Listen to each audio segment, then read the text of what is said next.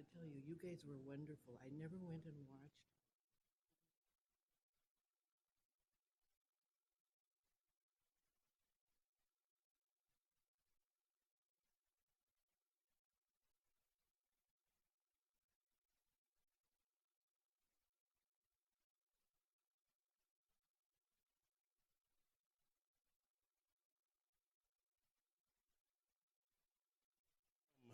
To the March 17th, St. Patrick's Day, Portland Planning and Sustainability Commission meeting.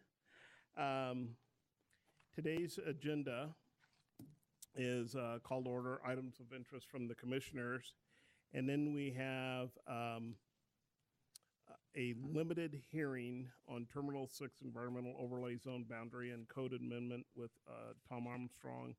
And then we will adjourn after about 2 hours. Items of interest from the commissioners? No interesting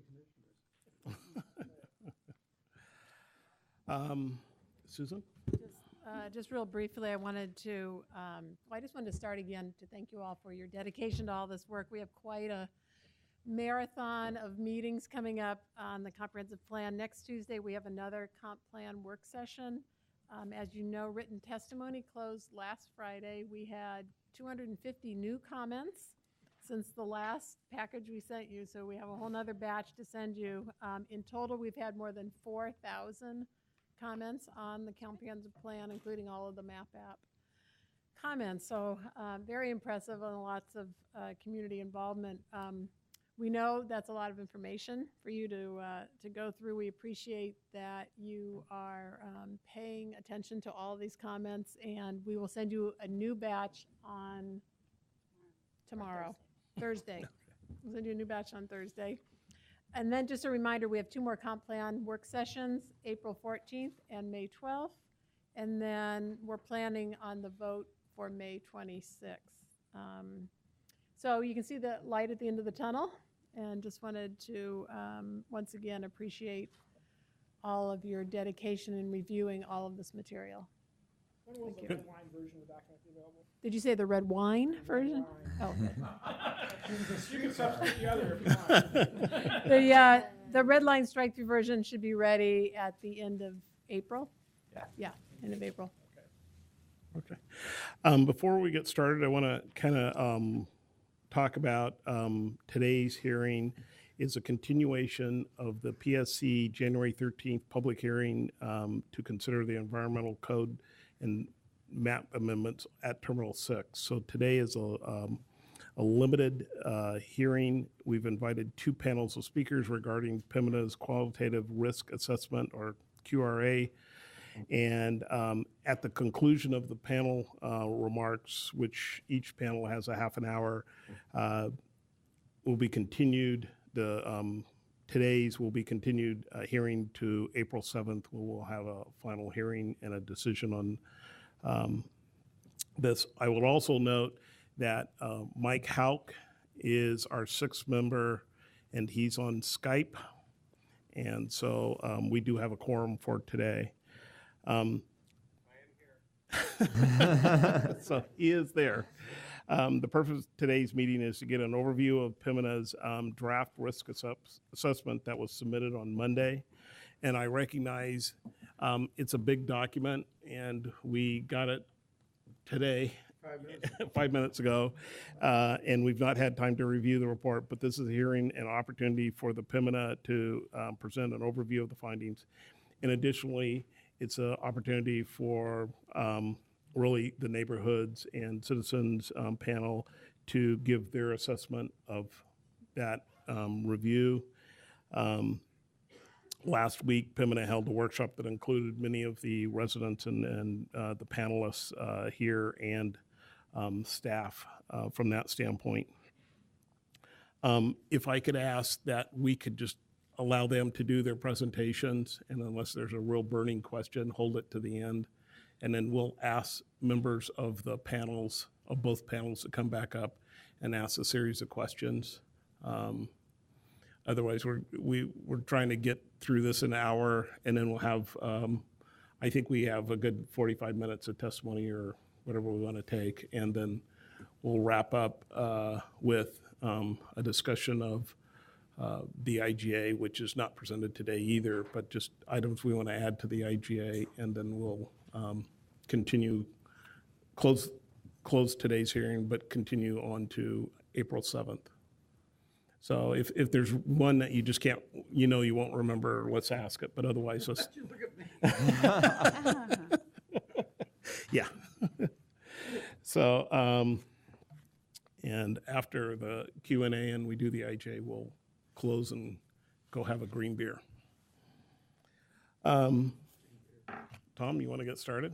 Yeah, I don't have much else to add to that, except that I was in attendance as well at the safety workshop last week, as well as Nate Takara, the fire marshal, and Tim Oliver, who's our consultant, the city's consultant, to review this information. So behind the scenes, we've started to read through this report as well and figure out what it means.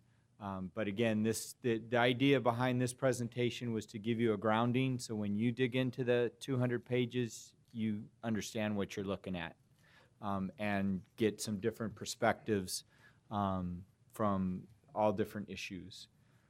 So with that, I think we will turn it over to the first panel, which is from the Port of Portland and Pembina. And just so both the panelists know, I'll try to hold you to 30 minutes because we want to get through today. And as I said, we will call a couple of you back up to answer questions after both panelists have talked.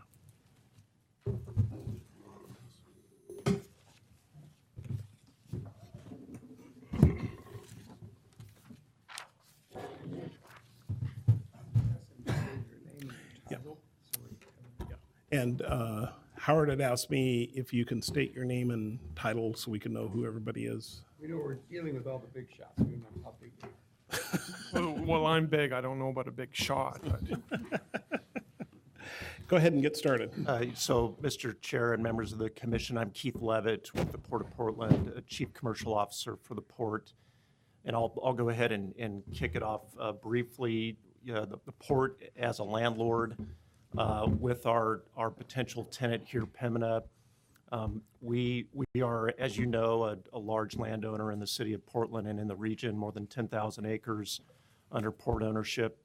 In the region, 6,000 acres in the city of Portland. The group that I manage handles all of the lease negotiations, lease management, landlord responsibilities, property management within the organization, and that's across the aviation, marine, and industrial lines of business, so all three of the lines of business that the port owns. We go through a very deliberative process with particularly on long-term marine leases and particularly on aviation leases because of the complexity of that kind of operating environment. So right now we are in what I'll call the due diligence phase of our discussions with our prospective tenant, Pembina. We've been in that process for several months. Each party is spending a lot of time and effort to understand not only the kind of the four corners of the business deal that we may have going forward, but more importantly, what all of those risks are from an operations, from an environmental standpoint, from a safety standpoint. And we recognize that this particular development has some unique characteristics. And so we have gone as far as to hire an independent third party. We know that the city is in the process of doing that through the fire marshal in reviewing the risk assessment that Pembina will be describing with in a little while. So the way our process works, once we have our due diligence complete, we then kind of finalize negotiations around a ground lease, and then we take that recommendation to our commission ultimately for approval. And it's ultimately our public port commission meeting has to, in a majority of our commission, needs to agree to moving forward with that lease or we won't be able to do it.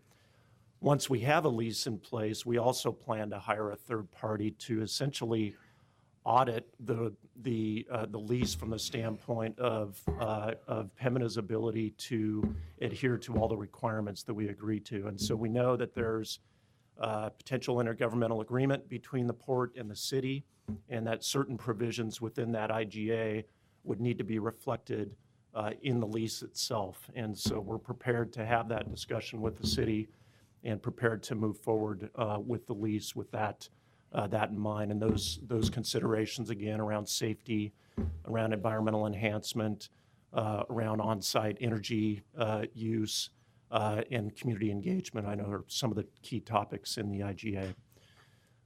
So with that, I will allow our Pembina folks here to deliver their presentation. With us today is Harry Anderson, Vice President and Legal Counsel for Pembina, Stu Taylor, Senior Vice President, NGL and Natural Gas Facilities, and then Eric Dick, Vice President of Marine Terminals for Pembina. And I believe Harry will start it off. Yeah, so thanks for the introductions. First off, thanks for the opportunity to be again here today. We're here to provide you an update on the work we've completed to date and on our proposed project. Just to set the context again, we're here to talk about a very short piece of pipe, about 160 feet, that's going to cross the environmental overlay zone, or the EO zone, and we're looking to the PSC to recommend an amendment to that environmental overlay zone. The amendment would allow the use of above ground piping in the transportation of liquid propane from our storage facility to a ship for export. As it's currently worded, the zoning code allows for the transportation of hazardous materials either by truck or by rail, but not by pipe. When we're last here in front of you, we did 4 things. The first thing we did was we presented information about the project, we presented information about propane and its origins. We discussed our record as a safe and reliable operator, and we set out in the public record a series of commitments to the community to act as a responsible, good neighbor. We're here today to follow up on that, and we're going to do 2 things. The first thing we're going to do is we're going to provide you with some context on the propane market and propane's end uses overseas. The second thing we're going to do today is we're going to explain the integrated safety features of the facility and the risk assessment work that we have just completed. Now, getting to the propane market and some of the context we're going to provide there, we have commissioned a report from a global third-party energy analytics firm to describe the end uses of propane throughout Asia. Stu's going to summarize this report. The report will show 2 things. It'll show how propane is replacing coal, wood, and other less refined energy products. The second thing the report shows, it's being used as a bridge fuel to transition these heavy populated developing areas of the world to less carbon intensive fuels that are cleaner, safer, and readily available through projects such as this one. The second big thing we're going to do today is Eric's going to discuss the report that's been anticipated by a lot of folks. This is the Quantitative Risk Assessment, or QRA. As you noted, you saw a draft of the report today, and as Tom's noted, this is to provide some introductions to folks on what's obviously a very complicated and technical report. The work we had to do to develop the QRA was intensive. It required detailed engineering, design, and a review of extensive geotechnical work that Pembina conducted to date. Now, presenting this information any sooner would have been deemed incomplete by the EPA, and it would have been deemed incomplete by our regulators, so this was the soonest we can get it in front of you. So what I'll do is I'll turn the presentation over to Stu right now to talk about the energy analytics part. Thanks, Harry, and good afternoon.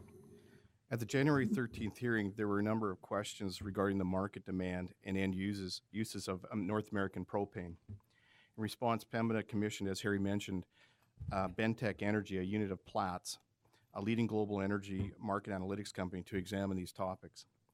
I'm only going to take a few minutes and talk about a couple of slides. The report is available, which confirms that the United States has moved from a major propane importer to a significant propane exporter.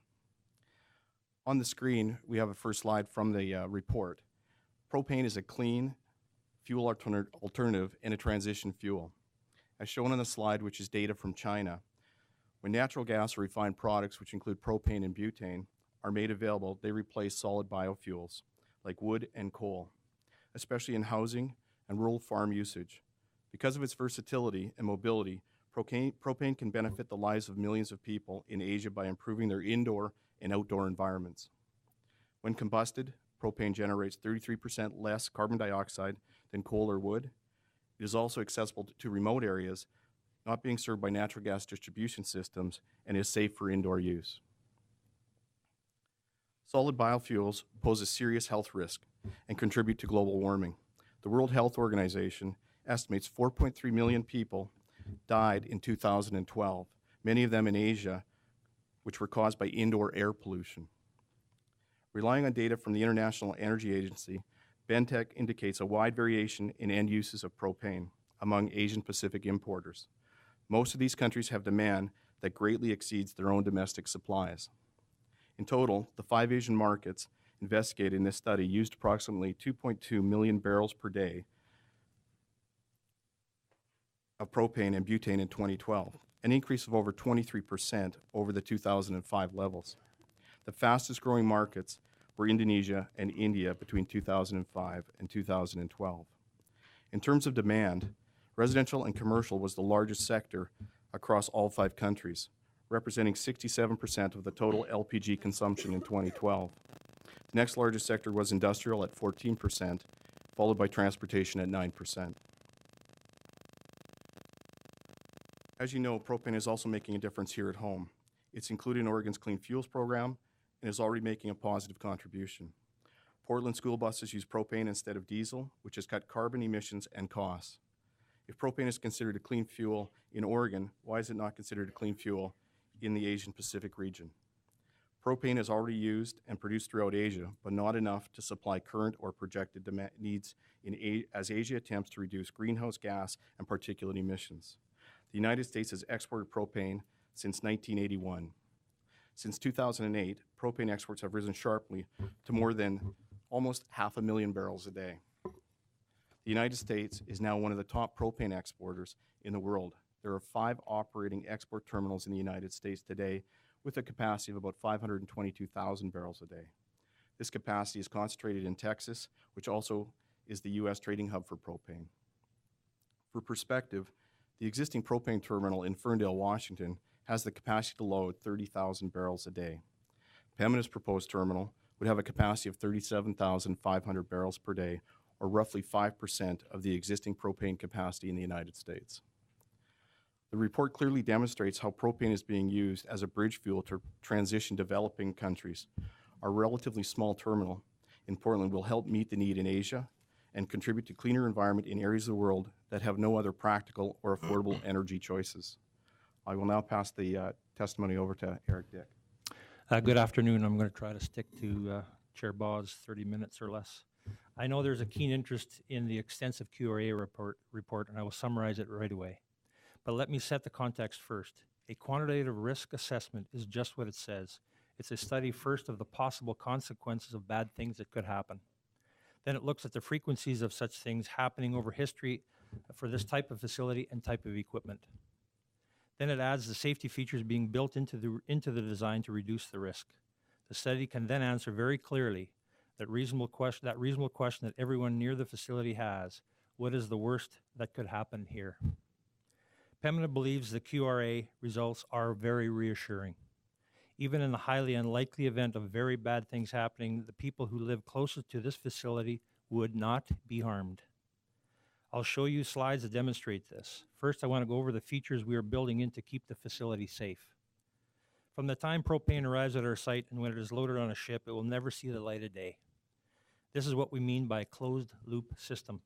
The propane from rail cars will be unloaded onto receiving tanks, refrigerated and placed into larger storage tanks, and piped to berth 607 for loading into ships designed to carry liquid propane. Every piece of equipment and all piping is above ground. All the equipment at the Portland facility will be new, and much of it sized and designed specifically for this site. The site geotechnical structure on the screen from our site has 20 feet of dredge, sand fill overlying alluvial sands and silts and underlying gravel deposits.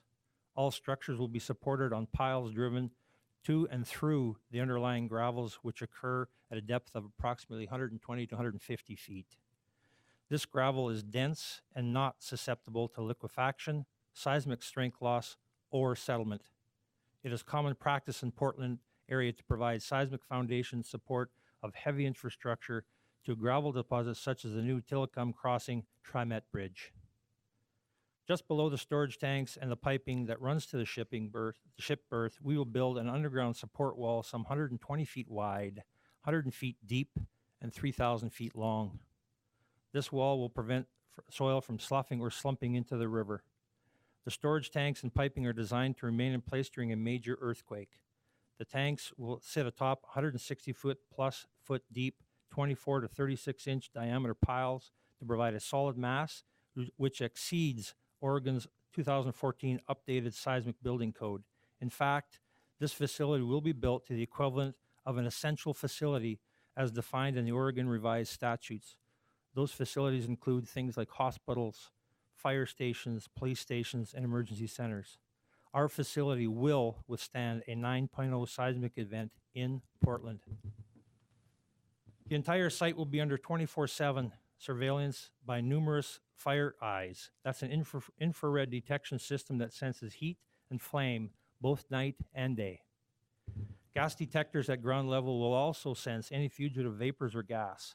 Each detection system connects to an automatic shutoff of the facility. On-site control room operators will be on duty 24/7. When they see a problem or have a concern, they have the authority and obligation to shut down the facility. It will not restart until that operator is satisfied the facility is safe to operate. The facility's 30 to 40 employees will be hired during the construction phase of the project. That ensures they are intimately familiar with this facility. They will know and understand everything that went into the terminal's construction and how it works. This gives them a sense of pride and ownership for their facility. The large storage tanks will be double-walled. They are, in effect, a tank within a tank. The 3-inch or so space between the inner and outer tank will be insulated to keep the propane at minus 44 degrees Fahrenheit. This space will also be monitored by our operators to safeguard against any leaks. There have been no failures of such a double-wall refrigerated tank system.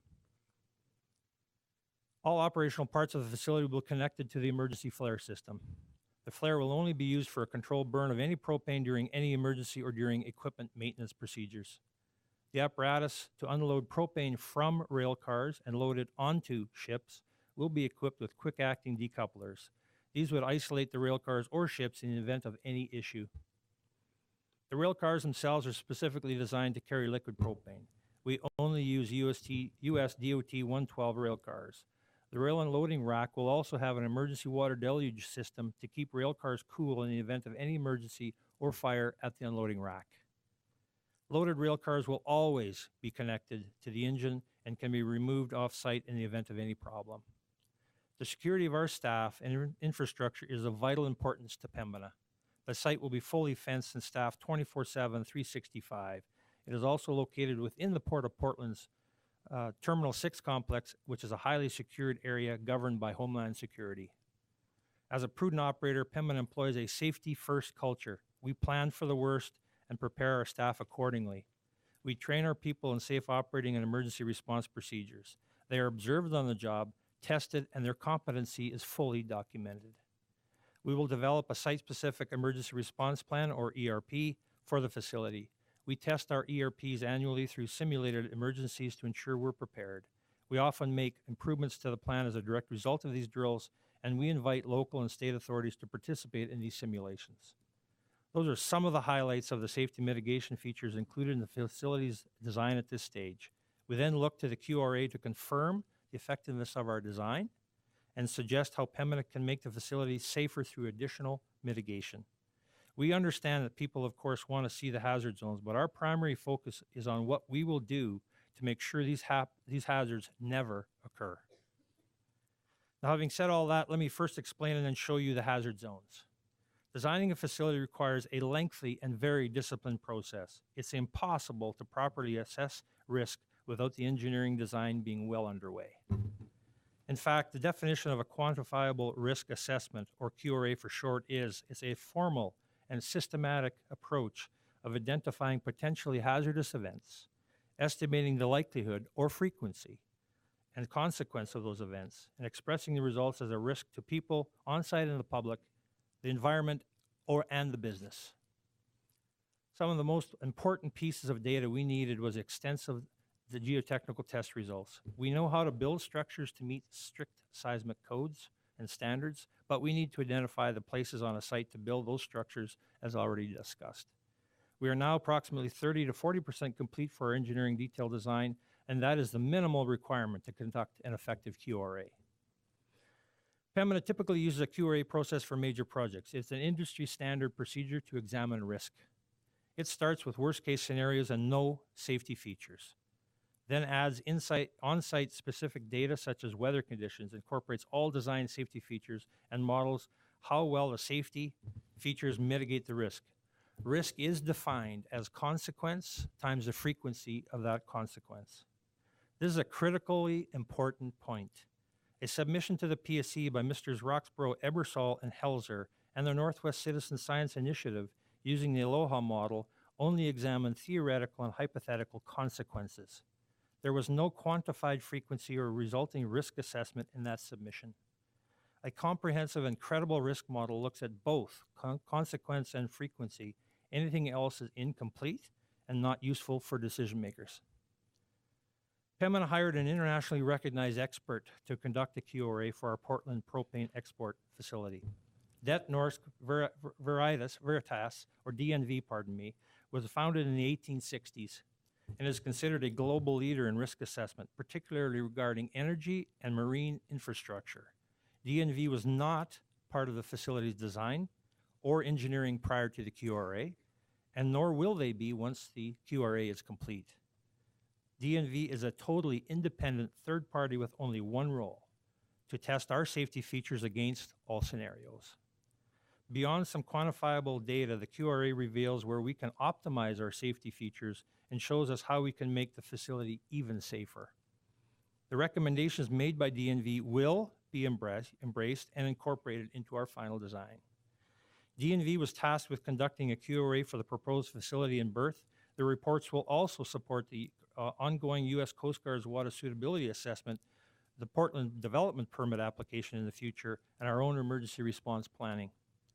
We've been asked why a QRA was not commissioned for the rail route. We lease and maintain a fleet of up-to-date cars to transport liquid propane safely. We operate the largest private rail yard in Canada and have a direct experience in moving propane. Pembina has safely moved 55 million gallons of propane to Oregon for the last 15 years. Our Redwater facility logged 0 work loss incidents in 2014. That's because we know how to handle propane safely, and we apply that knowledge in choosing and working with rail carriers. Pembina is in discussions to secure a rail carrier and definitive rail route for the project. Pembina is responsible for the safe loading and unloading of the product. We understand the Class 1 rail carriers in the area are investing millions in their rail infrastructure and are committed to safety. The QRA process included the technical workshop we hosted last week, March 10th, with members of the community. Experts were were on hand to answer all questions. The sole purpose of the QRA is to test our safety features against identified scenarios so we can make any adjustments required to maximize safety at the facility. Pembina normally would engage mainly with experts such as local fire and emergency response personnel for the QRA. In this case, we choose also to invite obvious attendees from the port, from the city, and a number of representatives from the closest local communities being St. John's, Class Harbor Floating Homes, and Hayden Island to participate and observe the process. Pembina agreed to publicize our risk assessment data. We made that commitment before we saw any data or any findings by DNV. We made that commitment because we share with everyone else in this community a strong desire to build and operate a facility that is safe for our employees and for our neighbors. QRA inputs. There are numerous inputs, and I have them on one slide. It's not fair. It's many, many pages. It's all the equipment design, specific design and location, all the operational modes for each piece of equipment, on-site and off-site population, and each population's vulnerability, day, night, inside, outside. wind speeds, wind directions, meteorological conditions. We inputted vapor cloud, all type of vapor cloud explosions, fire types, overpressure zones, and levees. All potential ignition sources were considered. Equipment isolation philosophies were also considered. All safety designs and all safety equipment was considered, and all local earthquake data was employed. We use the outcomes of the risk assessment for 4 specific reasons. Confirm all currently designed safety and emergency relief systems are adequate and revise as necessary. We use it to enhance facility and equipment design and placement as necessary. We use it to optimize future operating procedures, and we use it as the basis for the site-specific emergency response planning. I also need to explain how risk is quantified by the professionals who specialize in this area. If you think about it, we face and accept risk in every activity we undertake every day, from riding a bicycle to skiing that perfect powder run. There are global standards for acceptable levels of risk. The maximum tolerable risk for workers on an industrial site is 1 fatality every 1,000 years. Maximum tolerable risk for public is 1 in 10,000 years. The reason there's a difference is the on-site workers actually control their situation. Broadly acceptable risk on an overall basis is 1 fatality every 1 million years. The difference, with this as a background, I'll now get to the QRA results. The analysis starts with the worst case scenarios designated by the EPA. The consequence of a major event if there's no safety mitigation in place at all. This is an EPA standard. EPA uses this process to form as a standard amongst all facilities and all types of products. And it deals with the largest possible storage of your product. This assumes that the tanks are full, and something that happens that releases all the inventory at once with a vapor cloud and detonation. Such a thing happening would cause thermal heat radiation or heat impacts at up to 1 psi overpressure zone. In the EPA worst case scenario, if the refrigerated storage tank instantaneously disappears, the overpressure extends almost 4 miles from the site. EPA is a hypothetical scenario made impossible given the safety features of the site. A rail car rupture would have a similar radius. It would have a smaller radius. It would extend 0.4 miles from the site. And a pressure propane storage vessel rupturing would have a radius of 0.6 miles from the site. Now remember, that's the worst case scenario and assumes no safety mitigation. That's the consequences part of our equation that says risk is equal to consequences times frequency. When we add the likely frequency of each event to the assessment, the results are well within the global standards of maximum tolerable risk. In fact, the risk of a serious incident event doesn't extend very far beyond our current site itself. Here are 4 slides. Here's what this looks like on a map. These circles are called risk contours. The legend on the far left, it's a long ways away for everybody to read, but it goes from 1 in 1,000 years, which is the maximum for workers, and I have 2 zooms on this. And the bottom one is 1 in 100 millions of years for fatality. These show how far potential fatal heat radiation or heat impact would extend from the site from a serious or catastrophic event. The inner red circle, as an example, shows how far the 1 in 1,000 year risk would extend, which is the maximum for workers on site. This particular slide, the lower part of the white zone is our facility. The top part of the white zone is the Oregon Slough. The bottom, you'll see the North Marine Drive as a reference. The red circle for workers 1 in 1,000 years is that circle tight around the tanks. There's also a very small circle up around the berth, which reflects where we load propane onto ships.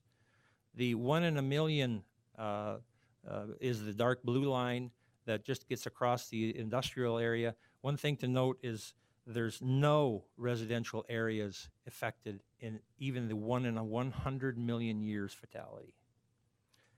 The contour, the next map is the contour, and there's this whole series of maps. You'll get through all 226 pages, I'm sure, tonight before midnight, but there's lots of data. The contour map here shows another type of impact. This is how far the 1 psi overpressure would reach from an incident. And this is the 1 psi measure as a threshold demanded by the EPA. And this is the consequence of the worst case scenario and all frequencies included. Again, this is a zoomed view. You can see from the inner circle that the 1 in 1,000 a year risk for workers on site is concentrated around the bullets and the storage tanks. Which are all fully contained within the site. Even the most severe event does not extend far beyond our site fence. And the 1 in 100 million barely makes it to North Marine Drive. Again, there are no residential communities in any of these zones. Nothing, everything for residential communities is outside the one fatality in 100 million years. You have These- about 2.5 minutes. Right on. These maps are only 4 of the long series contained in the report, but they all show very similar results. There is also a great deal of additional detailed information in the QRA report. I know this information is technical, but this effort is what will ultimately keep all of us safe once we incorporate the analysis and these learnings in the facility design. The key findings here is that the risks of accidents at this facility will be largely contained to the site. Even so, those are our Pembina employees. So to us, any substantive risks that those individuals won't go home safely to their families after every shift is totally unacceptable. We are highly motivated to keep our people safe and by extension, all the people of Portland. Now I will pass this back to Harry to wrap up. So quickly, I'll offer a couple closing comments. I think the first thing we can't get lost on this is that this project will have significant economic and social benefits. We are talking about the single largest private investment in Portland's history to the tune of $500 million. This project will be funded entirely by Pembina. You've heard this from us before. We are not looking for any subsidies or abatements. We are going to stand on our own financial feet. I think the second thing to leave you with on this is the QRA report that's been prepared by the world-leading expert DNV indicates, and we've provided today, it validates that the project is safe. We made those commitments in January and we followed through on them today. I'll close in saying that we look forward to being a member of the community here. Our company's reputation as a respected, reliable, and trusted operator was earned in over 60 years in our current communities. That's a legacy we don't take lightly, and we look forward to building it on here. And so I think that concludes it, and we look forward to hearing your recommendations on April 7th. Great. We'll move on to the second panel. Thank you.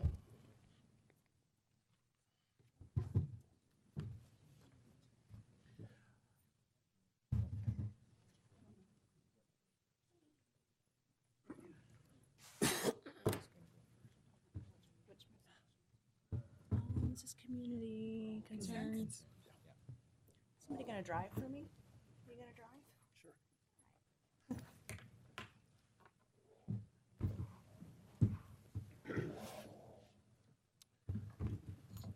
One more.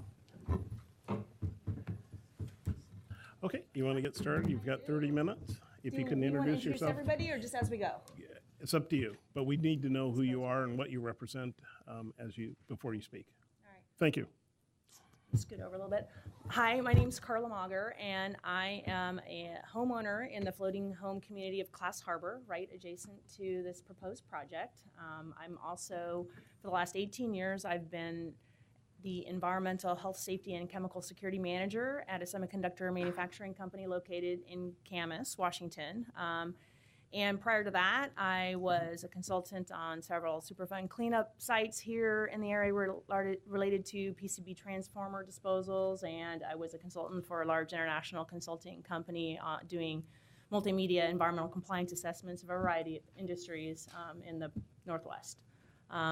What I've been asked to do today is kind of summarize some concerns and questions that I had after attending the QRA presented by Pembina on the 10th. And so I'm going to try to get through this quickly. A lot of the bullet points that I have, I think, will be further expounded upon by the rest of the panel. They have a lot more detail. Honestly, I feel like there's so much information. I printed off the well-done 200-plus page QRA today, trying to take a look at that in between, my other meetings, and there's just so much information. I'm a little bit overwhelmed at trying to process it all and come up with a real sound opinion of my own. But I did come away with some questions that I threw out at the meeting last week, and that I'll just kind of summarize for you, and then we'll let the rest of the guys go. The biggest one that's come to my mind just recently is the discrepancy between the Pembina QRA and the Northwest CSI white paper that's been circulating utilizing the Aloha model, and Pembina referenced that as well.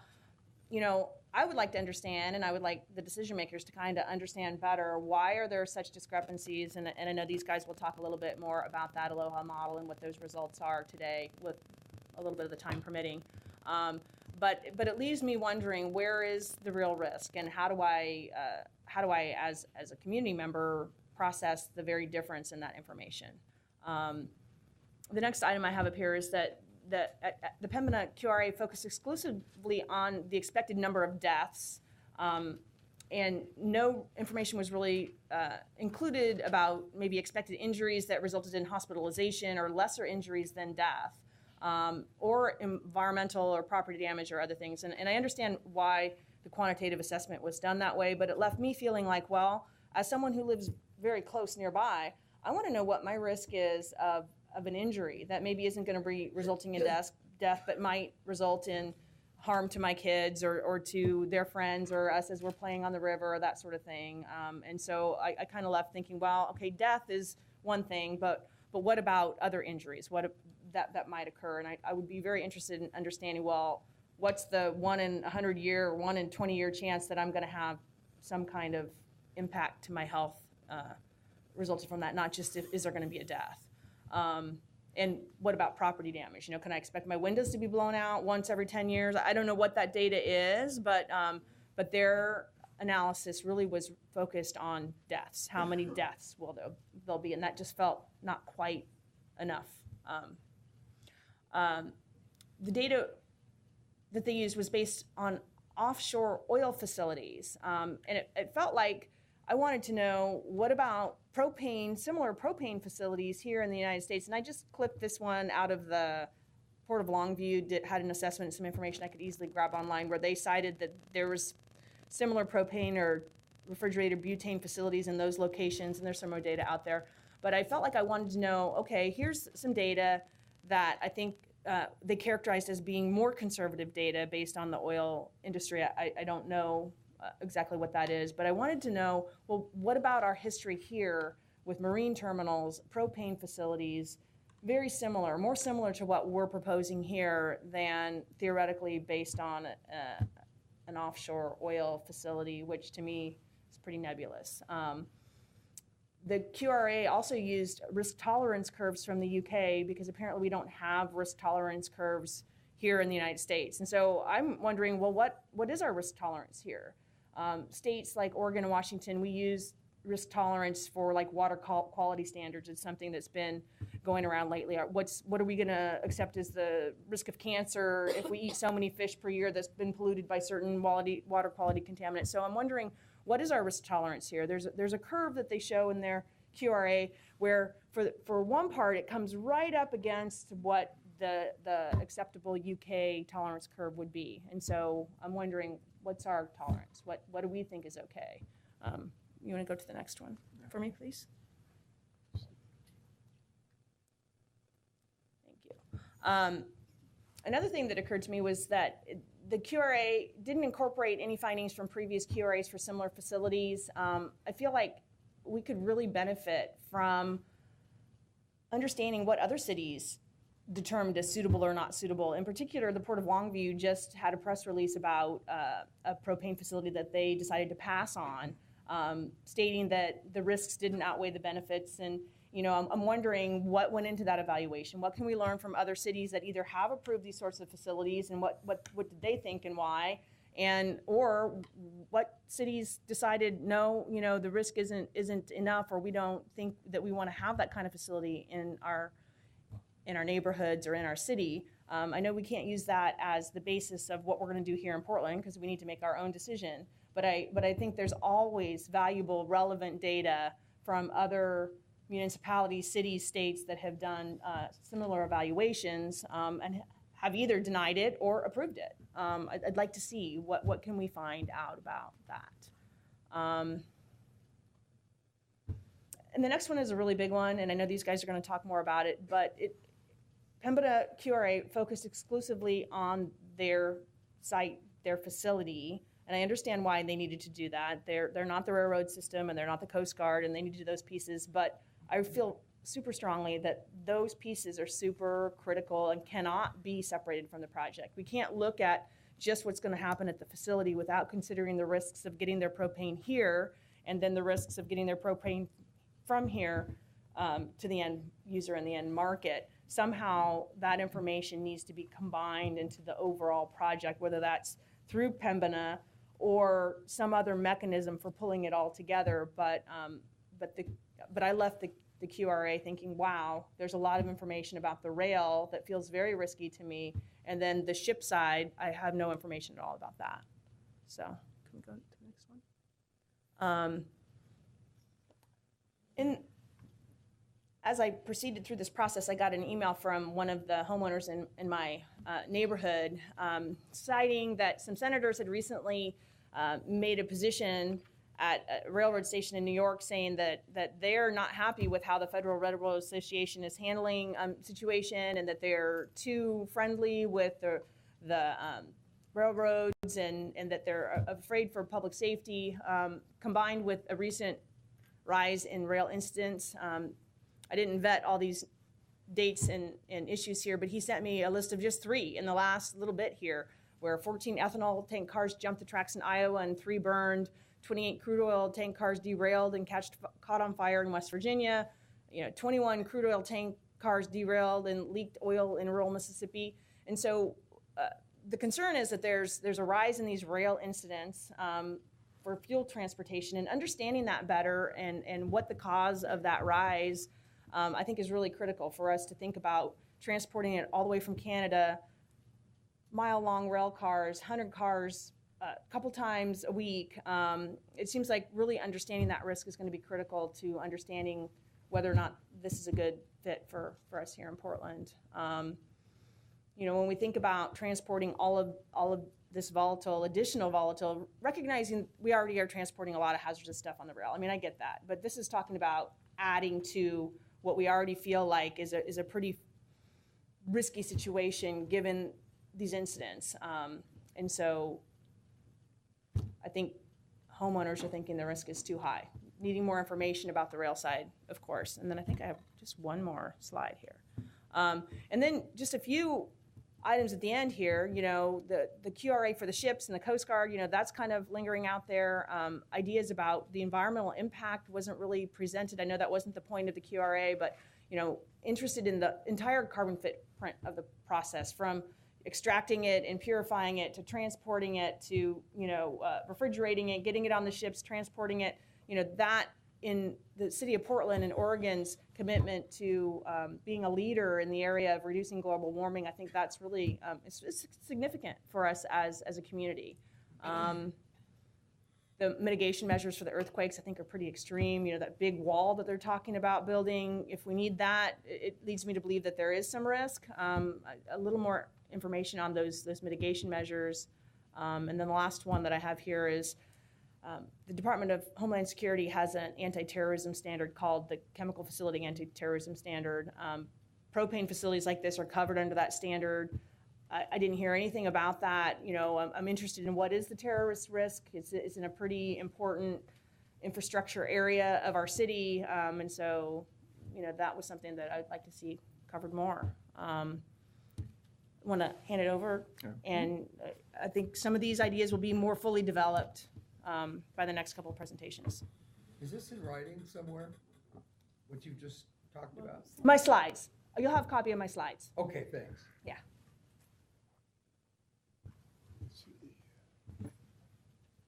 Need help? Because I would try to help, but I don't think I can.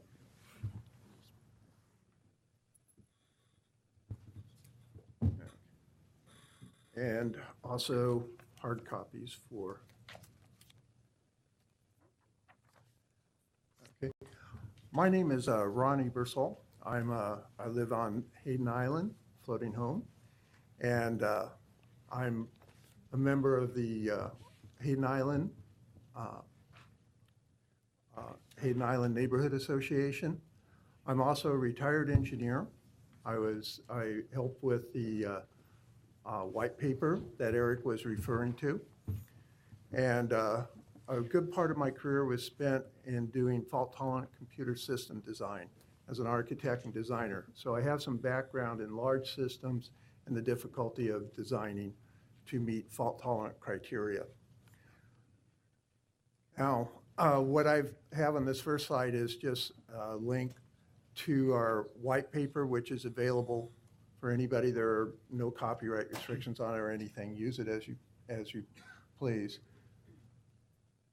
When we attended the QRA, I thought they did a very good job. They had a lot of people there. They answered our questions as best we could formulate them, considering that all the information was new and it was a tremendous amount of information. Same thing, I haven't had a chance to go through the new 200-page document. I received it this morning. However, there are several things that we saw that are a little bit different. Neither PEMNA nor the Port of Portland really addressed the risk of the unit trains. This is a huge thing to us because those trains come over, they'll either come over the island that I live on or they'll come parallel along the other embankment across from where I live. So those are very real concerns that we have. Currently, we see all the crude oil trains that sit across on the Vancouver embankment of the Columbia River, and they're pretty much daily as they come through.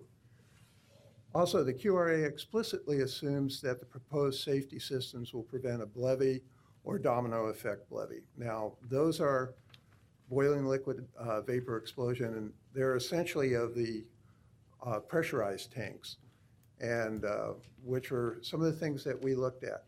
Early on, when we first heard about this and we didn't get any answers, we started looking into the science of what's involved in shipping of propane, and did a lot of research finding out what information we could. And that, as Eric referred to, that was the ALOA modeling that was done. And he indicated that that there's a substantial difference between the risk and the modeling that we did, which was of what the hazard would be. And there definitely is a difference. We were looking at what would happen if all the safety failed. And if you assume there's no human error or engineering flaws over the lifetime of 25 plus years, there are still two events that are capable of producing a BLEVE. One is the large overdue earthquake. I heard for the first time that they were talking about designing now to a magnitude 9. All the talk previously had been to a magnitude 7. So that's certainly an improvement. But even at a magnitude 9, I'd like to know if, there are so many unknowns at that point. What's going to happen with all these safety systems? Yes, the tanks may be there, but what happens with all the above ground piping and everything? So not sure what would go on there. But one thing that they don't control is a terrorist attack. And we can talk about the security and everything. The security is open. There's enough sites that have been hit, enough terrorism around the world. What's going to happen over the next 25 years? Okay, so what we did is we modeled what would happen with a single tank BLEVE for the transfer tank or a domino effect BLEVE of the multiple tanks. The QRA computes zones of risk, and that risk, while it includes some of the BLEVE information, again, we did not assume any mitigation, any safety mitigation in what we did, so that we'd have an idea of what the boundaries would actually be.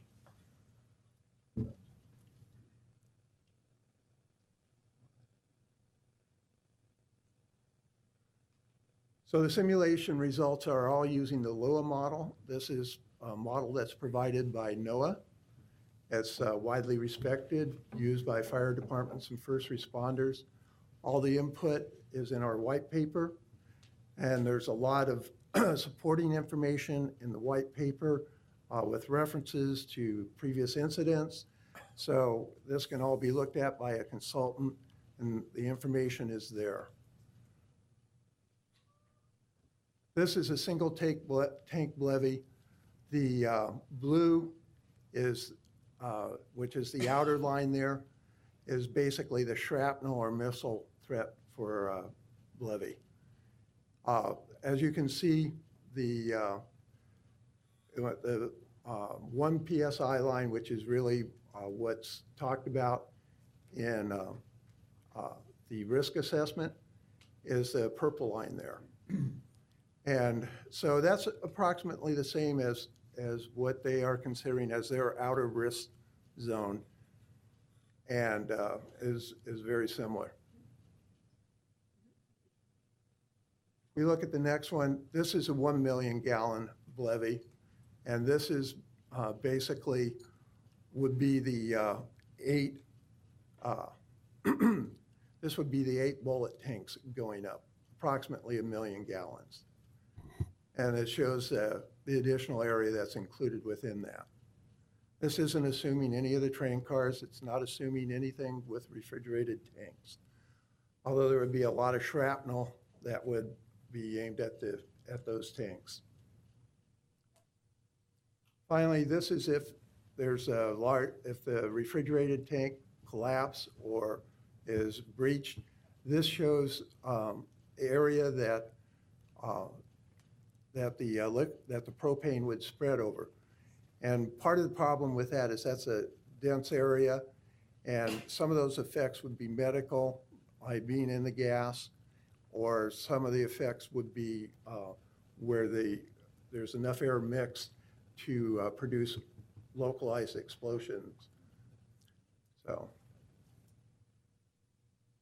and finally, this shows that it is a high-risk earthquake liquefaction zone, as they acknowledged. And we're a little bit unsure in terms of their pilings that they were proposing, if that's really deep enough. We'd love to see additional study on that. And continuing on, we see this, the propane rail pipeline. This really what we're seeing across the country is the use of the rails to replace pipelines. And this is something that really disturbs us. It's essentially something that's out of control of PEMNA, it's out of control of the city, it's out of control of the state. And this is something that has not been adequately addressed anywhere. They're using the latest DOT 112 tank cars, and I believe 112Js. The problem is that we're starting to get a lot of information that there are problems with the DOT 112 safety features. And that information, we're putting together a preliminary paper on these issues, because these problems are starting to appear with all these accidents that we're having, and the same basic car is used for crude transportation. So it's one that it's an issue that is going to be a problem, we think. Finally, Portland really needs to make a decision. Do we want to be an oil and gas energy transshipment terminal? What is the cost of this to our neighborhoods? Because if this starts, we know there will be others. Are we willing to tolerate the rail companies that have abysmal safety record? We see this every day with the new reports.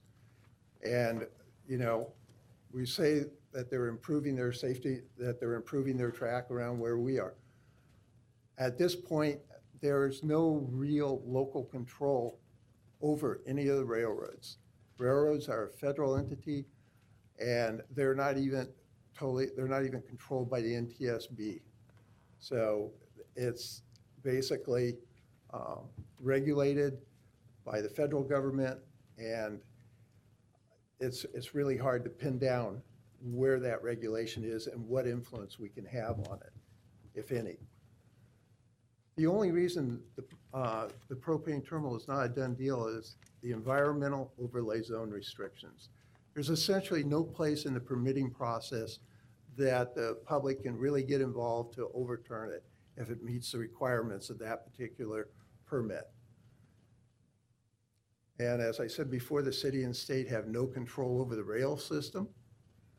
The only way to eliminate rail traffic is to ensure that it doesn't have a destination. These issues, as well as all the safety issues, should be addressed before there is any action on the environmental overlay. And I don't believe that the QRA as it exists totally addresses all the issues. Thank you. Jeff. My name is Ben Poe. I'm with the St. John's Neighborhood Association, and I chair the Safety and Livability Team for St. John's. And I want to say that Pembina is real proud of their safety record, and justifiably so. As far as I can tell, they do have an excellent safety record. And they seem to have an enlightened whistleblower policy, and that's really commendable and really important, and I think they deserve credit for that. But from my perspective, the QRA was, well, I'll be echoing what you've heard from the other folks on this panel. It was just so narrow.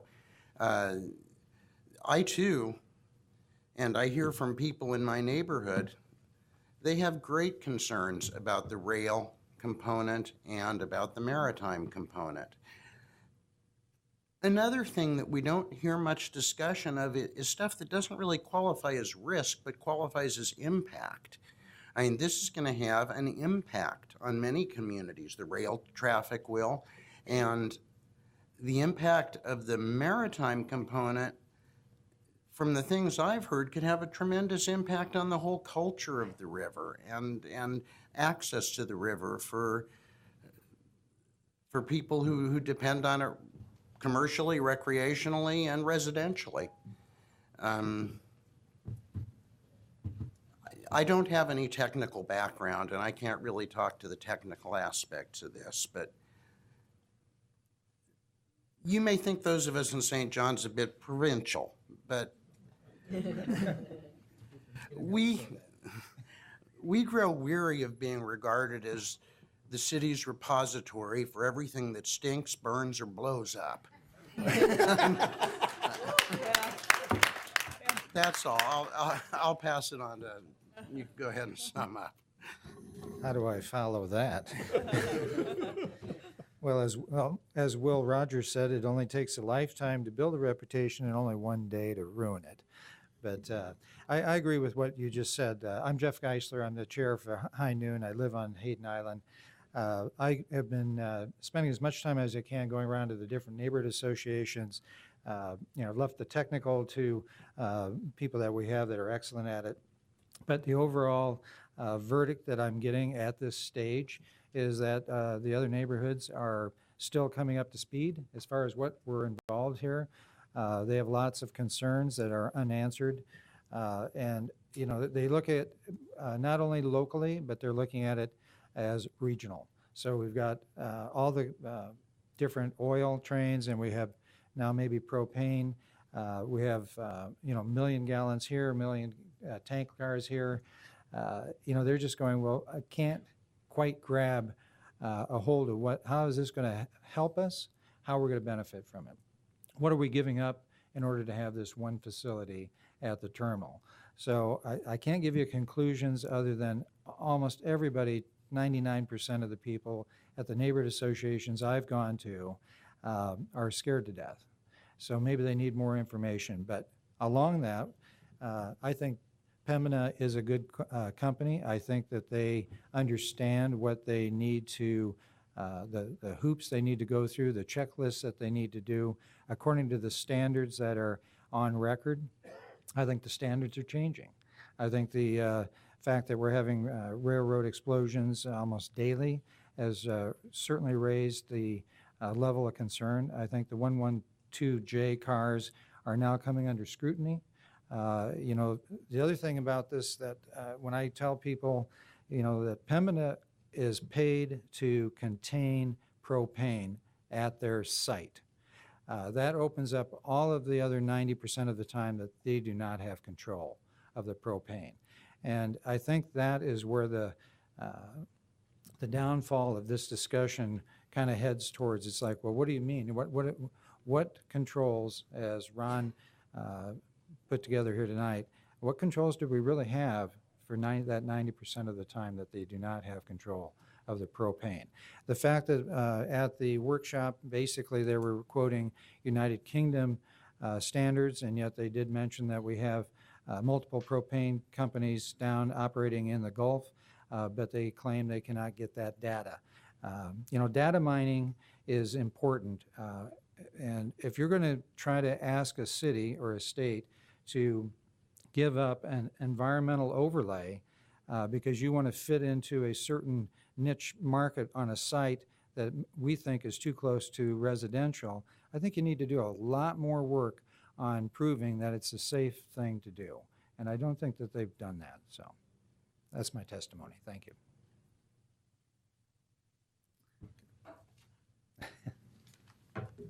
Great, thank you.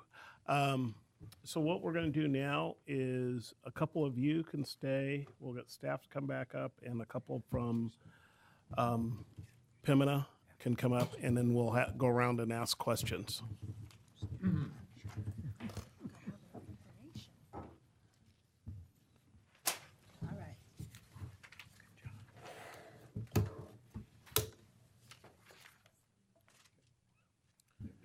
So who wants to start? Chris, why don't you get started? And what we had asked of people up here is that if you don't have the answer, if you can, we'll just have staff get back to you to get the answer. But if you do know the answer, we'd kind of like to hear it. Okay, thank you. So to the neighborhood representatives, question I don't expect you to answer today, but I'd like you to think about, the white paper you submitted in testimony goes to the consequence side of the equation. I think you raised some interesting questions. You don't really talk about the frequency side of the equation, and I agree that it's the combination of both that we need to weigh. So I would encourage you as you go through the report and have a chance to internalize it. If you can come back to us with written testimony about the frequency side, I'd be very interested in your perspective on that. Questions for Tom. Start with our staff. And some of these would be homework. I certainly don't expect you to have all the answers, but one process question. We've hired a consultant to review the consultant's report. Is that correct? Correct. When will we see that review? Hopefully by the end of the month, ahead of the April 7th. Before the April 7th hearing. Okay, thank you. Something I'd be interested to have you research would be for the other propane terminal locations in the United States, what's the distance to major population centers and, I don't know, maybe distance to the nearest metropolitan central business district or some other measure? We just compare these things out in the boonies or in the middle of population centers. I'd like to know what that looks like at other locations. Let's see. And so we're going to be talking about acceptable risk curves. The one from the UK was used in the report. I'd love to know, we know the US doesn't typically have them, but I'd love to know what some other government jurisdictions around the world or whatever's closest and most relevant, but a representative range. Are they more conservative in the UK? Are they more liberal in the UK? How do other people judge these risks because we don't have local guidance? Okay, so most of the rest of my questions are for Pembina, although I will say I have one for the port representative, so at some point if Keith can come back up here, I'd like to ask that. So starting with the worst case scenario, as I understand it, there are two worst case scenarios, one involving a rail car, one involving a storage tank. Is that correct? Yeah, we for the EPA model, we use the EPA dictates that you must take your largest tank, which is the refrigerated storage tank, Right. and make it go away instantaneously. Okay. And while we were there, we did a rail car and we did a storage bullet. Okay, so is there a reason that the ship was not modeled? The ship is part of the U.S. Coast Guard's water suitability assessment, so that is in work in progress right now. That's going to take through the middle of the year. Okay, so That's a Coast Guard run process. okay. And if I read the report correctly, for the Bleve scenarios for the rail car and the bullet, it explicitly excludes analyzing shrapnel from the explosion. Is that right? Yes, to analyze shrapnel, the LOHA model uses a multiplier effect on a fireball. Mhm. There's really no model to model shrapnel. But what you do in the worst case scenario is you've got it, that tank which has never been exploded before, but it magically disappears, and your vapor gets out there instantaneously. It's all high level stuff. But on the Bleve needs extreme heat for extreme periods of time. So when we have all of our equipment above surface with 24/7 boots on the ground, Bleve is not going to happen on our location. Okay, I understand you're making that assertion, but I mean, we have examples of Bleves happening around the world, and maybe they're by companies who aren't nearly as well run as yours. But if one were to happen, it seems like anecdotally what we've seen in the other cases is the shrapnel pierces nearby tanks, and you get a cascade of Bleves. And it seems like if you're really looking at a worst case, you would be modeling the cascade rather than a single tank. Good question. So we have the Bleves model in the QRA. So the cascading effect, however, is not cumulative additive. So if you have a Bleve on a tank that Bleves and hits another tank, things do this domino effect is not instantaneous 8 times. And so the cumulative additive effect of those Bleves, it is not cumulative additive. You can't take it times 8. It's 8 times 125 is 1,000,000 gallons. It's not a 1,000,000-gallon Bleve. It's impossible. Right, but it's also not the same as one, right? So Well, it's not the same as one, but what I'm trying to emphasize with you on a Bleve is I need extreme heat for an extreme period of time. Right. So for that to visually go by my 24/7 operation with fire eyes, gas detection, and people boots on the ground is impossible. Okay, thank you. So looking at the acceptable risk curve, the risk curve almost touches the UK acceptable risk curve, right? That's the 1 in 1,000,000. Right. So could you just talk about what the circumstances are that near point describes? Later on tonight, when you read the rest of that stuff, it's a bit that curve that just touches that line. So anything below that line is better than the acceptable limit. So it touches, and that line that you see that touches, it's a cumulative additive of all events on location, all of the events. So they all have to happen at the same time. So it touches the line, but it's below the line. It doesn't go above the line. Anything above the line, lots of man-made disasters, earthquakes, etc., are well above that line.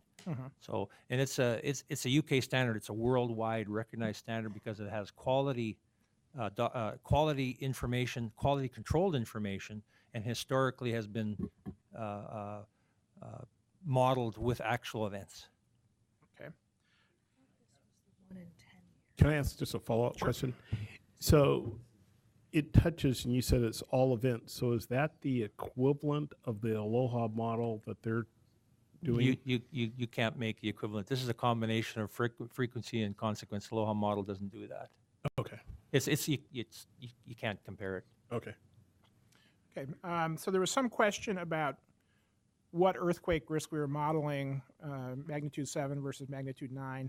My understanding from prior discussions was that we were looking at magnitude 9 offshore and magnitude 7 in the West Hills Fault. Is that what's in the QRA, or is there a different set of assumptions in the QRA? The QRA model right now uses the Oregon standards of 7.0 at site, 9.0 on the Oregon coast. Our design, and we'll be rerunning, we'll be tweaking the QA. The QRA will shrink ever so slightly when we put the 9.0 design in. So the wall that you saw, our measures that we take are built as an essential facility and will survive a 9.0. So our QRA final report that comes out by the end of March will have a slight tweak, which just tightens up those contours a little bit. So let me make sure I understood that. You're designing to 9.0. To be at the epicenter of a 9.0? 9.0. Okay, thank you. So I understand you're asserting that the combination of factors can't happen. For the worst case scenario. Right. But the question of terrorism has been raised. So, if somebody rolled a truck bomb up to the bullets successfully, I think a lot of bad things could happen. So it's going to have to. How's that not? What are you doing to prevent that from So happening? this is not a drive-by site. You need to go through several. I've been there. I know. You need to go through several levels of security to get to the site. We'll have bullards on the site as well. You have 2 tanks that are up to 1.5 to 2 inches thick at the bottom. To sneak into the facility to get that done will be absolutely. It's just not going to happen. Okay, so when we went out there, security was a chain link fence with padlock. What will it be when you're in operation? We're going to have to work with our landlord, the port, and they're going to tell us exactly what we need there. So you will not be able to walk up with a padlock and snip it and walk in. We're also 24/7. We have people on site at all times. It's not people sitting in a back room lunchroom. These are we have cameras as well. It's just a side security. We have people on the ground all the time. So is site security your responsibility or the port's? We have to follow the port security protocol. That's we have no other choice. We may make ours tighter, but we have to follow port. Okay. So finally, I want to ask about the financial consequences of a disaster. So if the impossible did happen and there was something like the worst case event, how would Pembina financially bear that risk, and would you do something like have a bond or an insurance policy that would be proof to the port and the community that eventuality was covered? Our lease with the port needs an insurance policy, and we've got insurance policies for all of our facilities, which identifies the facilities, the size of facilities, the impacts of the facilities. So our insurance levels have several levels of coverage. So that's totally covered on each specific site and a corporate basis. So that would be part of the lease. Say again? That would be it's a clause or clauses in the lease, absolutely. Okay. So my last question is for the port, and I'll hold that until we bring a port representative up if you want. So, is there someone here from the port? Keith still here? He's here.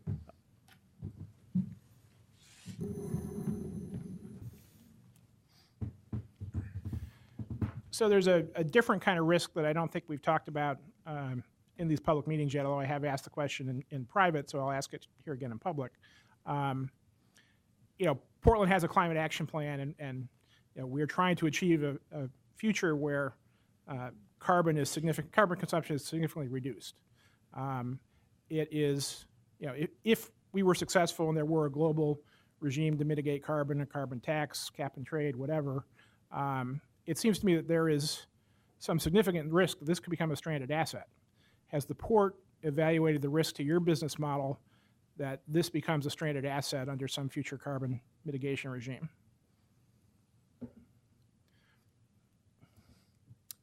I don't think we have looked at that. I think under the lease between us and the operator, Pembina, we would protect ourselves against that risk.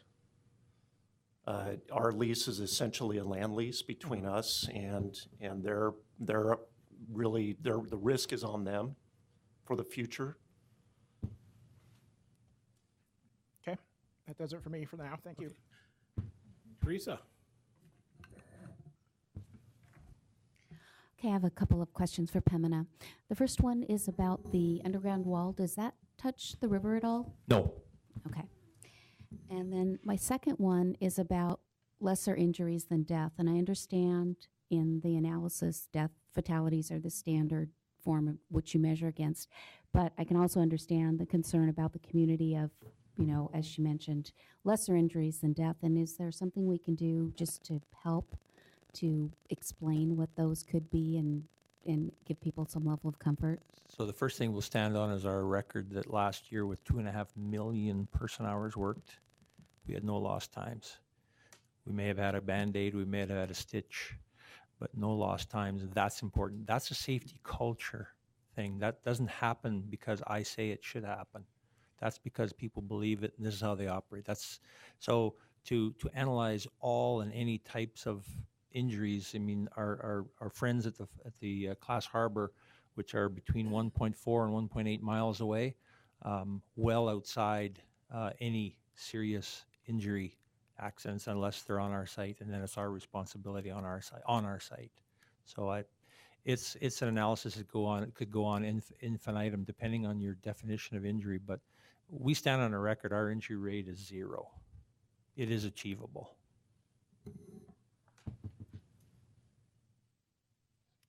Harry? A couple questions. Is it Ronnie? Ron. Ron, okay.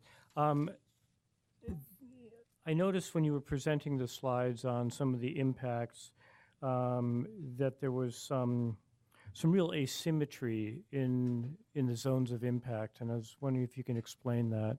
That was actually not an impact zone. That was a distribution of the gas if the main tank was breached.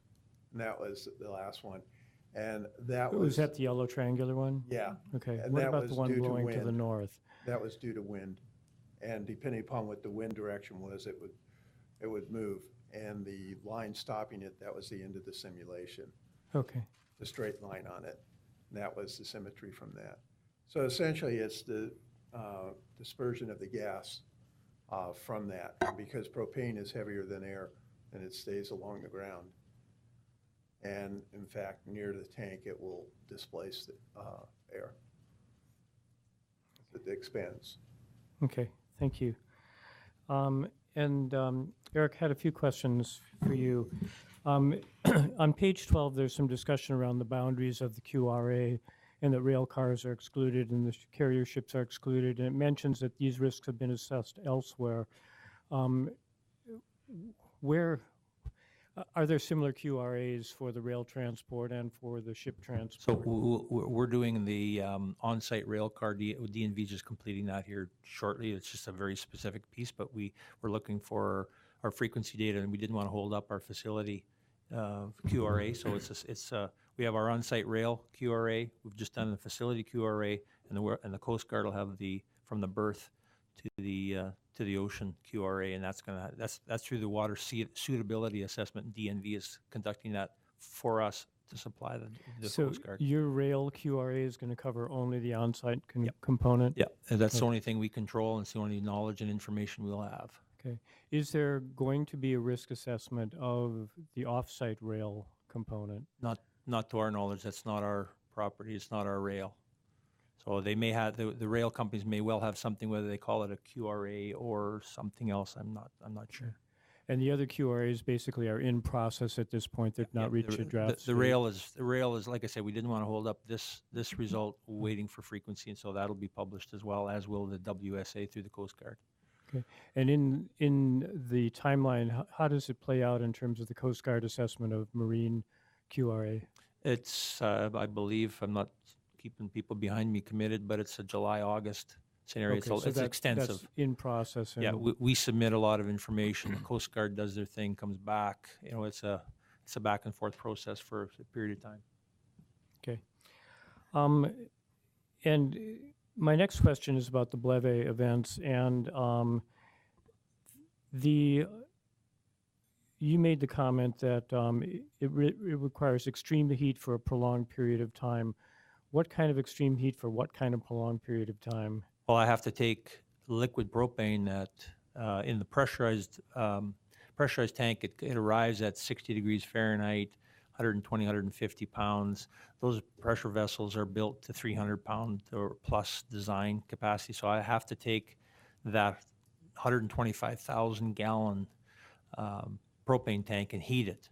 You're talking about the transitional tanks? The current transitional tanks, yeah, the pressurized tanks. And then, to have a Bleve, all 8 of those tanks that we have are tied into the flare system.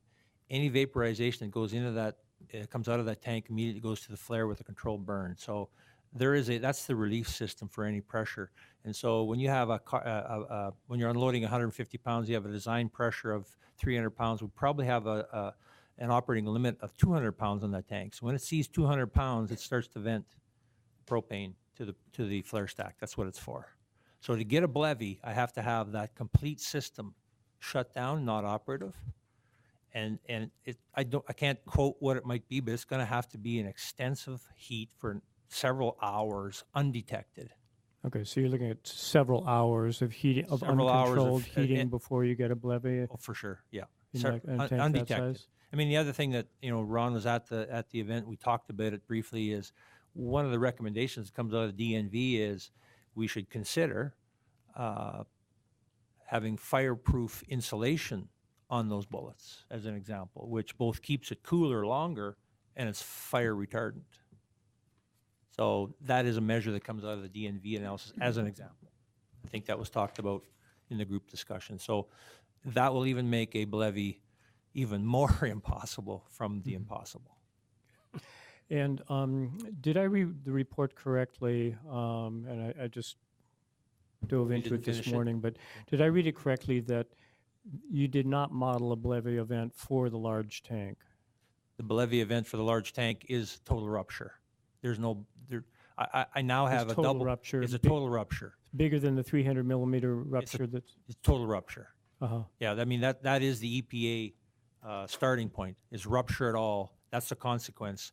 Now what's the frequency to find the risk? And there's never been a double wall tank, refrigerated double wall tank, ever be destroyed. Okay. So and if you think about it, I have to actually destroy 2 tanks at the same time. Okay. My last question relates to the earthquake, the input data for the earthquake. And my understanding is that it's built on 475-year and 2495-year thresholds. How do those play out in terms of the fact that we're a good 300 years from the last subduction zone earthquake, and that there have been some predictions that the risk of a subduction zone quake is more in the 30 to 40% range over the next 50 years. And I realize there's some controversy about whether that's the southern zone of the subduction zone or the whole subduction zone. But in any case, most people won't believe that it's 475 years away or 2,500 years away. It's much closer than that. And how is that modeled in the quantitative risk assessment? But your 1 in 2475 return period it's just a bigger earthquake.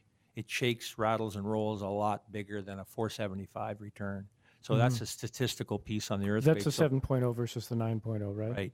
So we're designing for the 9.0. So we're designing. So as an example, it's not in the QRA, but maybe it is in QRA, but we're designing for a 12-inch lateral movement and a 2-inch settlement. That's all our structure. That's all it's going to see during a 9.0. That's extensive, and that's why that wall is extensive, and that's why the piling is extensive. Okay. But my question is still, was it? Maybe I need to do a little bit more reading on the in the appendices, but it seems to me that the mathematics of this could really be driven by the assumptions on the frequency of earthquakes of that magnitude. And if you're modeling it, saying it's going to happen every 2,500 years, you're likely to end up with a very different result than if you're modeling it saying it's going to happen in the next 50 years. At DNV, you read it all. I would suggest to you that the current QRA, and this will be, I think we talked about it, when we have the final report, we're running, we didn't want to hold our report, running the 2475 year, that'll shrink our contours, our risk contours even tighter, but our design is still for 9.0 whenever it happens. Our design is for 9.0, whether it happens tomorrow, next week, or 10 years from now, or 25 years from now, or 2,475 years from now, that wall is still in place. Okay. So, and just my curiosity about the wall, I'm trying to visualize what this looks like. Is this essentially a circular wall on piers, like a ground beam in effect, that's mounted on piers that go down to the There's several ways to do it, and there's a few videos you can watch. You drill a hole and you can load your rock or your sand from the top or from the bottom, and you're actually building up structures below ground. I don't have a mason down there at 100 feet deep building a brick wall.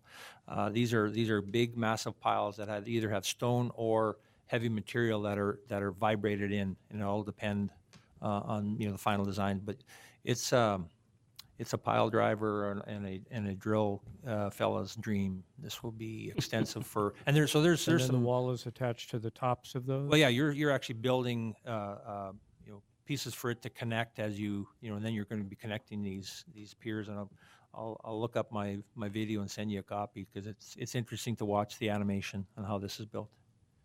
All right, thank you. Next, we're going to have Mike ask his questions. So let me turn on the mic here. You're on, Mike. Okay, thank you for accommodating me. I actually have only one technical comment, and that is with regard to the design from a Mag 7. Can you hear me? No one can hear you. No one can hear you right now. He's talking about an earthquake. Mag 7 is what I heard. Can you hear me now? I feel like I'm right. We can hear you now. Go ahead. All right.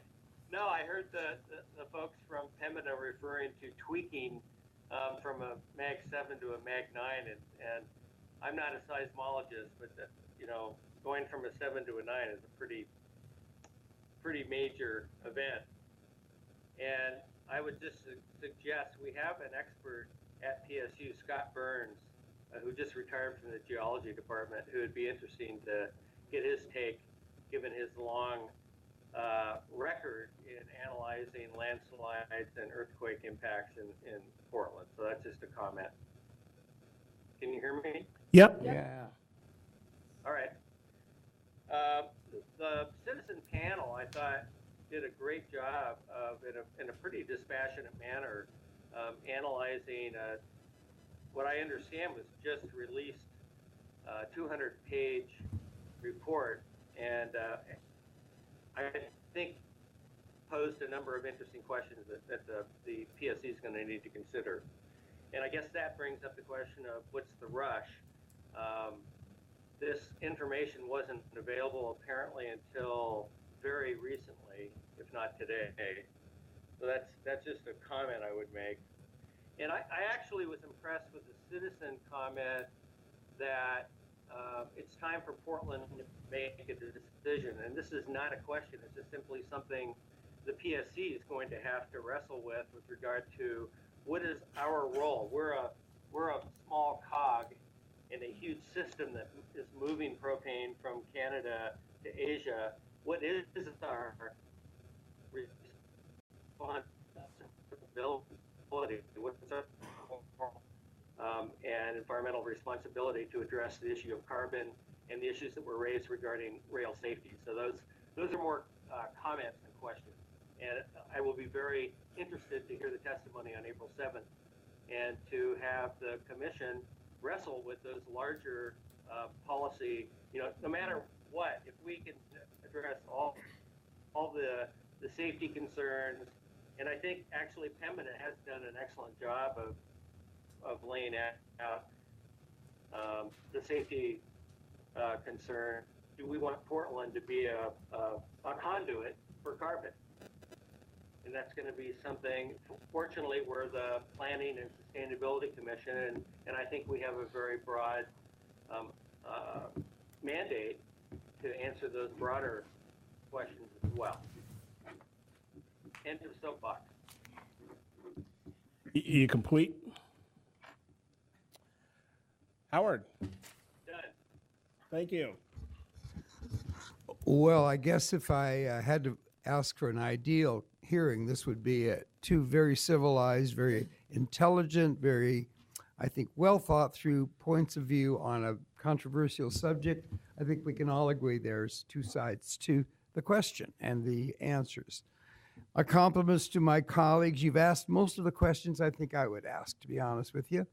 Mike Houck, for me, raised the most significant questions I would have, which relate to the citizens' concerns. There's some real genuine questions there that I think Pembina will be happy to answer. And I look forward to reading this thing that I just got when I sat down here today. I have a couple of anecdotal questions for you, though. You mentioned that you're going to import 2.2 million something or others offshore Portland of propane to go to Asia. And where I got lost is what it's going to be used for. I understand fuel, and that's a very important thing for Asians, but I also have heard that a substantial amount of that propane will be used to make plastic. Is that true? I think when you read the Bentech report, and I know that's about 300 pages worth of material, but the Bentech report that you've got in front of you talks about the supply in North America essentially, and the supply and the demand in Asia Pacific. Goes through 5 different countries and rolls it up to the 5 Asia Pacific, which ends up with 67% for residential fuel and use, and then about 14% for industrial use, for whatever that may be, whether it's for plastics or not. But it's much better rolled out in that Bentech report than me try to verbalize again. But the 2.2 million barrels a day is the demand in the Asia Pacific total. So that's barrels, that's not gallons. Right. I got confused with the terms, but I knew there was 2.2 million of something or other that was going offshore, right, and wondered what it was going to be used for. And you're saying the percentages break down in the report? Yeah, the percentages in the report by country and by cumulative for the 5 countries together. I also wanted to tie something together that probably relates less to this conversation, but more to my own concerns about the whole future of our planet. It's provocative to me that you're out of control of your cars for 90-some% of the time, and that's a concern. Can we talk about that at some point? Is there any way in the world that we could feel, comfortable that passing this along isn't much of this is out of your control in how you ship your material? Stu, did you want to come and answer that one? And maybe it relates to another question. There was some reference to a quarter-mile quantile of a real big blast. Well, if that quarter mile was on the Columbia River, what would that do to the river? I'll answer the rail question. Okay. Or try that first. So obviously, we understand the concern about the rail, and when the rail cars leave our site, again, we've had great success. We've got a great safety record at our site in Canada. We expect to bring that same safety record here to Portland. As a customer, we expect the rail carriers to comply with the regulations that are put in front of them. The interstate rail system, as discussed by the panel, it's regulated by federal agencies that require the regulated carriers to operate in a safe and efficient system to meet both customer needs and community needs, and to comply with all federal law. We're understanding that the 2 major carriers that would deliver product to the Portland area, and again, we have not selected our rail carrier as we're working through this process, but there's been significant investments made in this area by both BNSF and UP, the 2 Class 1 rail carriers that would be delivering our product here. And they're making investments, again, to comply with the regulations and improve their safety and efficiency. Back in 2012, 2013, the federal regulators actually reported that rail safety has actually had record-breaking years. And again, we're as concerned as everyone when you see the recent derailments, but we're relying on the safety performance and the quality that's going to be there and the regulations that are put in place by the federal railroad agencies to deliver the product here. Based on the 3 most common safety measures, the rails are getting safer. And again, it's hard to look at the recent data, but over time, the railways are getting safer. They're spending money, they're increasing their efficiency, adding rail, which will make it safer and less congestion and delivering product here. I'll pass on again to Eric as far as the zone. Can I ask a follow-up on the rail question before we do that? So who are the regulators for the railroad, since you're our railroad expert here? Obviously, the federal government is. Does the Oregon Department of Transportation also have a role as a regulator?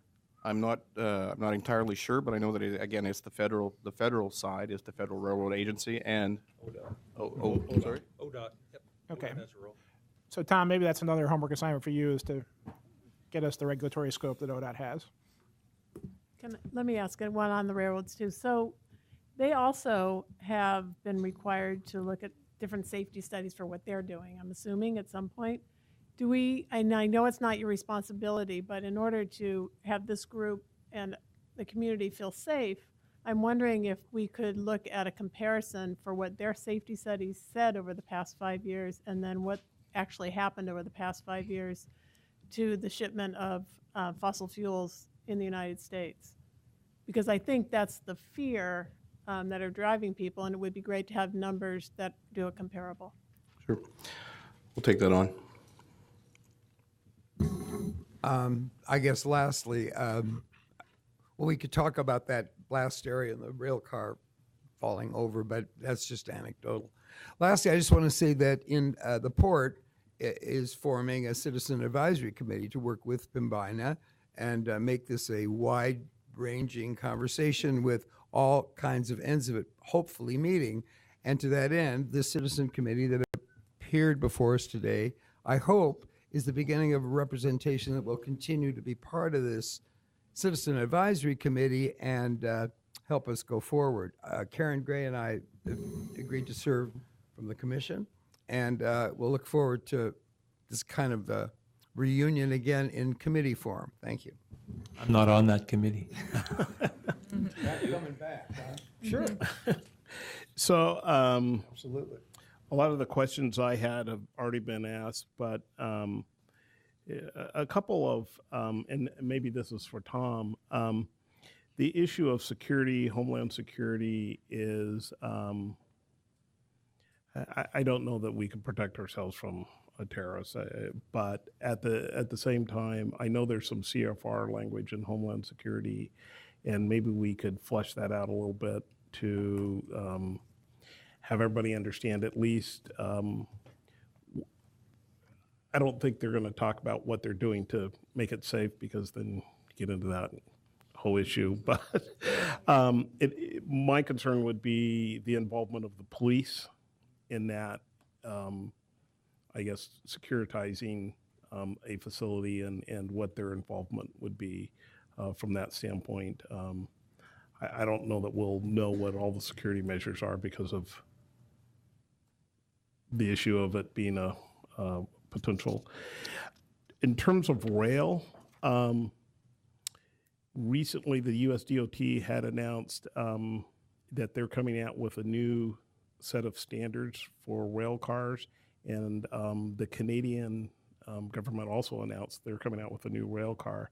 So to the extent that rail cars, I know we can't control them, but to the extent that rail cars get better standards, and to what extent do the cars coming to this facility get turned over to those new standards? And now, part of it is, I don't know what the requirements are going to be, how fast the fleet has to turn over either from the United States or Canada, but it appears there's movement even in the Congress to have these new standards move forward pretty quickly. So the DOT-112 cars, and I have to correct Ron, they cannot transport oil. Yeah. These are specifically for propane, so they do not transfer oil. They are the latest and greatest cars. They are the, if there's a new spec comes out, we roll our cars over 5 to 6, every 5 to 6 years we're buying new cars, just like when you lease a car. And so all we do is we lease rail cars, and then as they get to that age, we just roll them over. So if they come up with a 112 plus car, then that'll be the new standard. So, and then we modify as we go. So essentially, there'd be about a 6-year turn once there would be a new standard. If there was a new standard for propane cars. I mean, I think both the U.S. and the Canadian governments have taken action on the really old cars and given dates of when they have to be off. The 111s, and I think the Canadians are a little bit further ahead than the U.S. And now there's a lot of cars to say today, and they're all done. That's a big deal. So they'll be allowing the rails to do whatever they do. But we were starting to buy 112s as soon as the 112s came out, or sorry, lease 112s as soon as the lease. Those were the best cars. But well, I guess I'm looking, what I read from the USDOT is these are standards above anything else that is out there today. And so I was just trying to figure out the cycle, that if a new standard came out that was above the 112J, would it be 6 years or? No.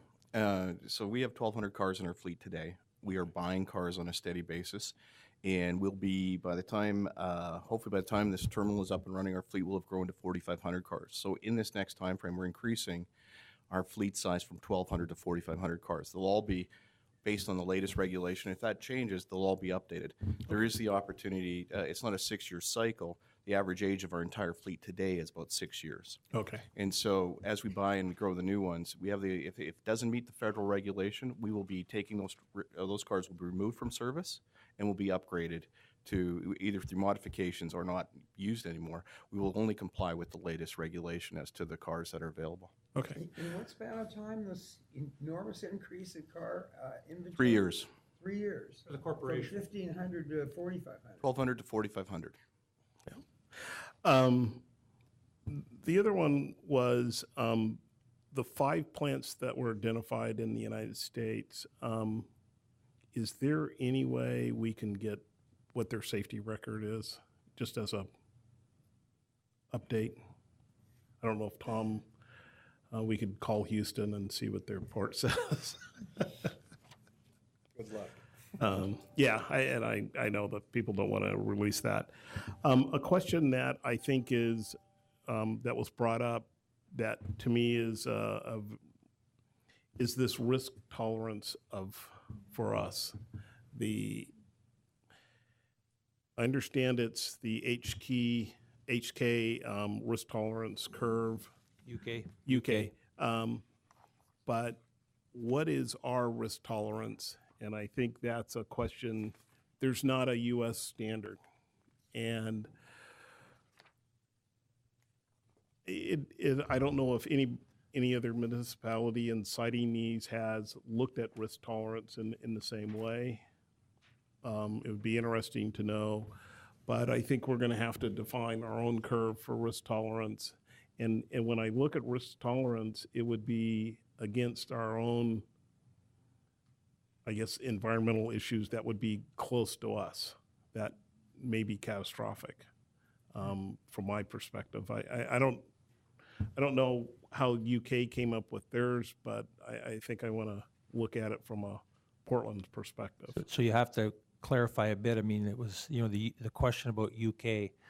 The UK data is used worldwide. Why?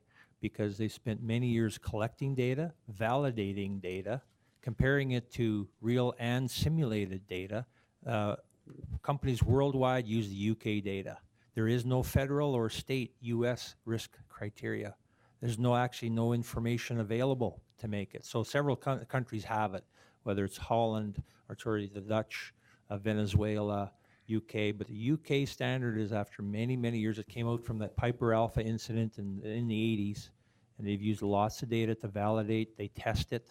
They've used it over and over and over. So this is not a matter of taking a UK oil platform and bringing it into Portland.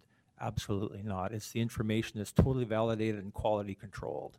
So that's why it's a worldwide tolerance accepted risk criteria that many countries, many businesses use. So it occurs to me we have a risk management function inside OMF. Maybe they can give us some guidance on this. Yeah, I mean, I understand what you're saying. There's a statistical analysis, but it seems to me there's also a human risk here, and we need to have some, if you will, mathematical with just human factor involved to say what's our risk tolerance to be able to. I don't know that it's a number and a curve, but it's a process to kind of think through that risk analysis that says we're. But if you'll see when you finish the 226 pages, but all the human factors are taken into consideration in extreme detail. So wherever they are, whether it's population, what they do, time of day, workers, living at home, out, there's a pile of material in there. So okay, Gary, a couple of comments. One is that in the U.S., for various circumstances, like looking at toxicity of chemicals and other public health situations, similar kinds of numbers come up.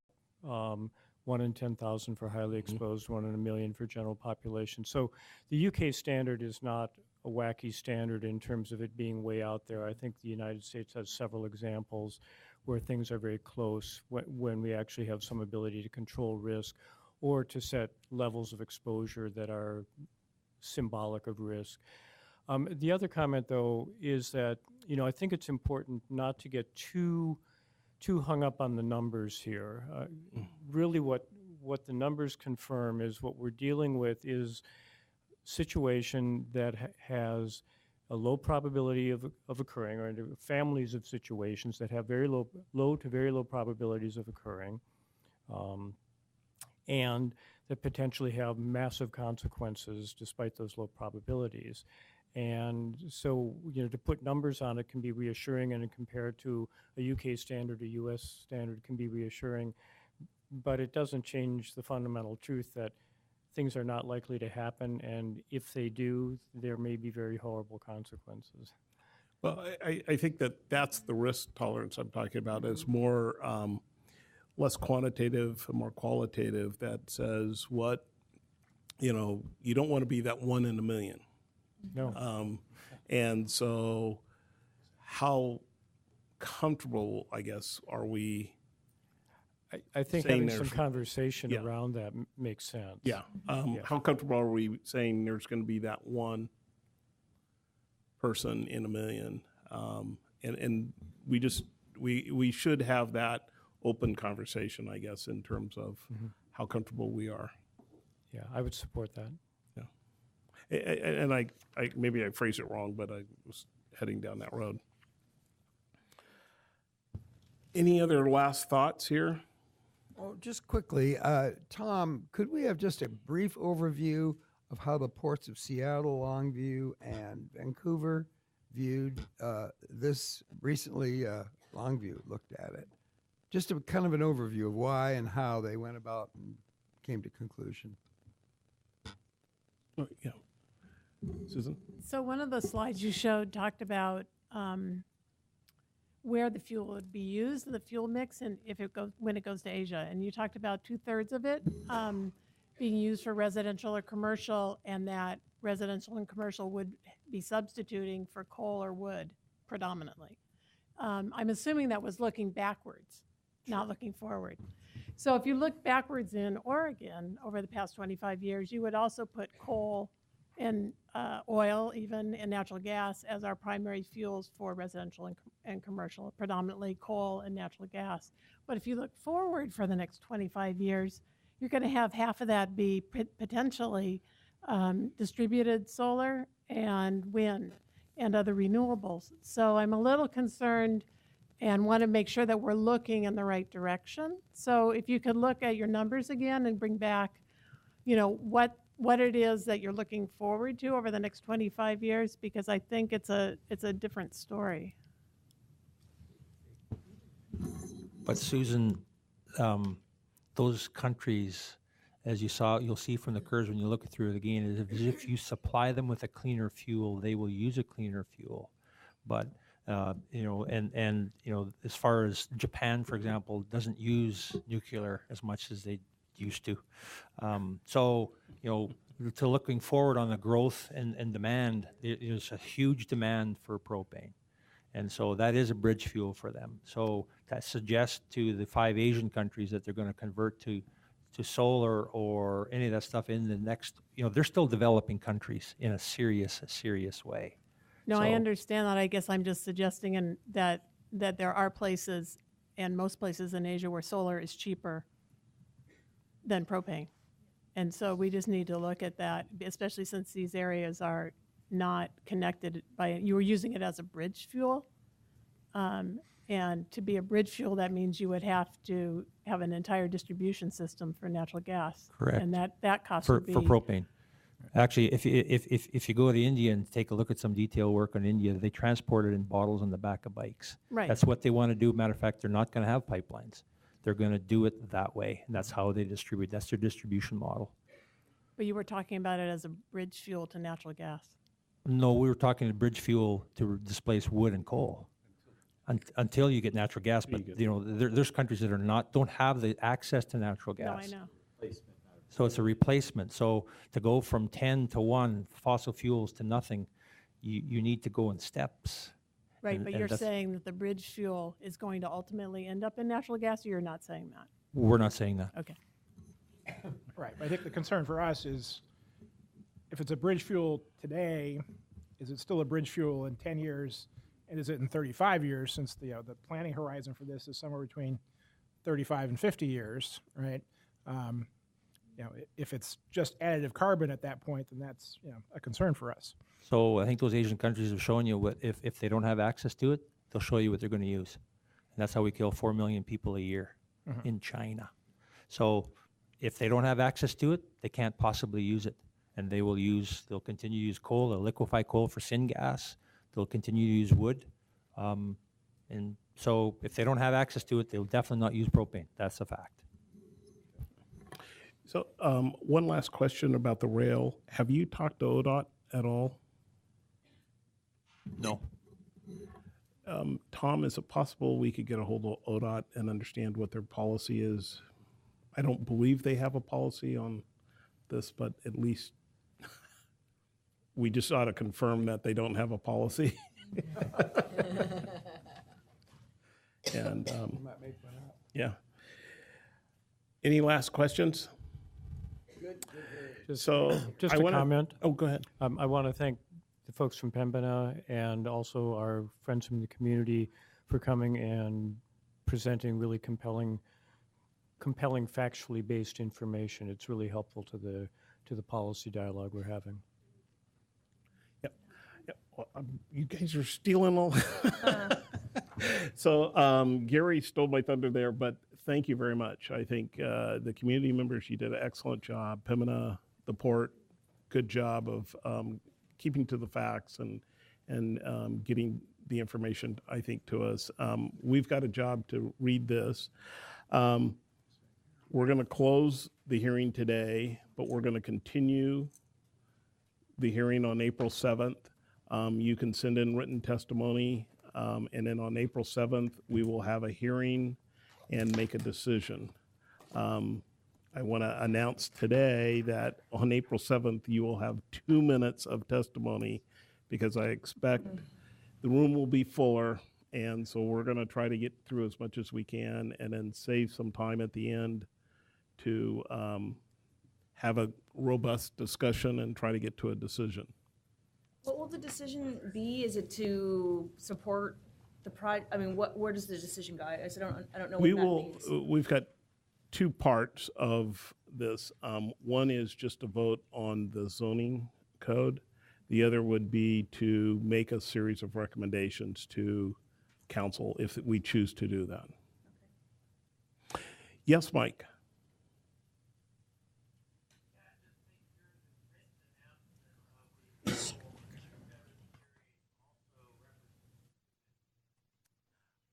Julie's nodding yes. So with that, we are going to have a short discussion about the IGA. So I'm going to work with Tom and talk about that. Thank you very much, and I appreciate you taking the time and energy to. We're closing. You're closed. You're done. But I appreciate your time and energy. It was excellent. Tom, we're going to take about 15 minutes for talk about IGA.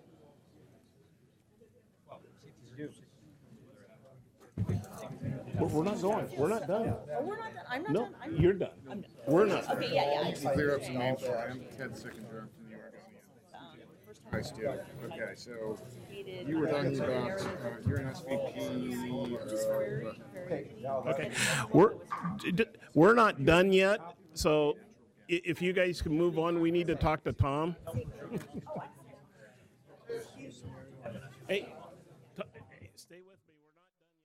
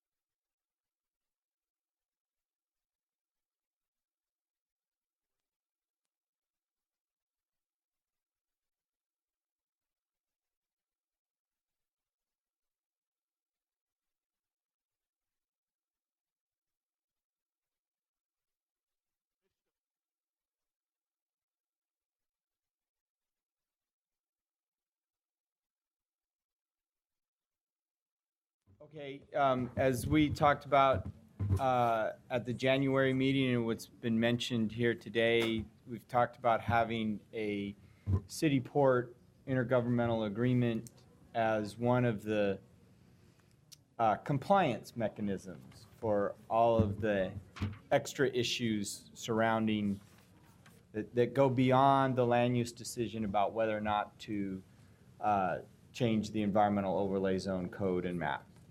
And as Howard mentioned, Howard and Karen and myself have met with Port and Pembina to talk about the Community Advisory Committee, model it off of the airport futures.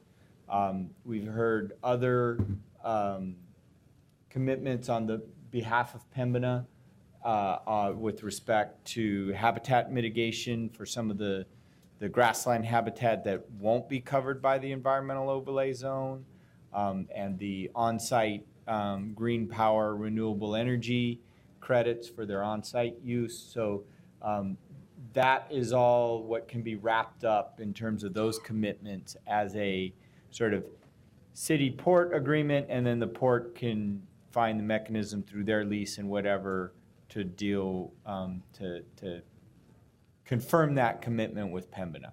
And so that's sort of the model mechanism that we're working with to try and establish. I think the two things that are still open are with respect to the risk assessment and any safety measures. And, in Pembina's materials, they've talked about with respect to safety, making sure the Fire Bureau and the first responders have the equipment they need, working with the Columbia River Maritime Safety Association to make sure that happens. So we would have something in the agreement to ensure that the Fire Bureau gets what it needs.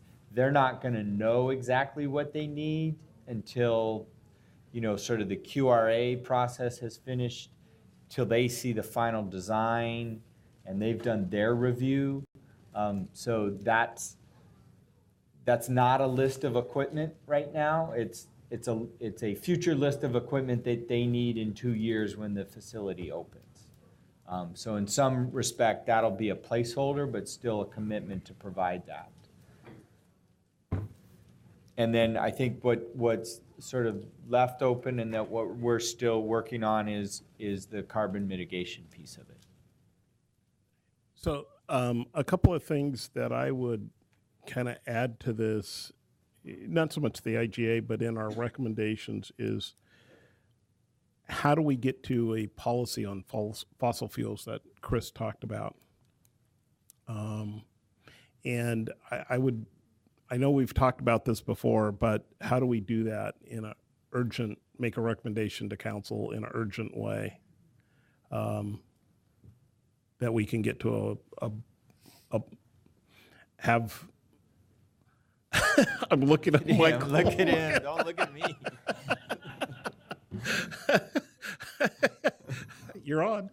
All right. So I'm Michael Armstrong with the Bureau of Planning and Sustainability. And I think, as most of you know, we currently have a draft of an updated city-county climate action plan that's out for public comment through April 10th.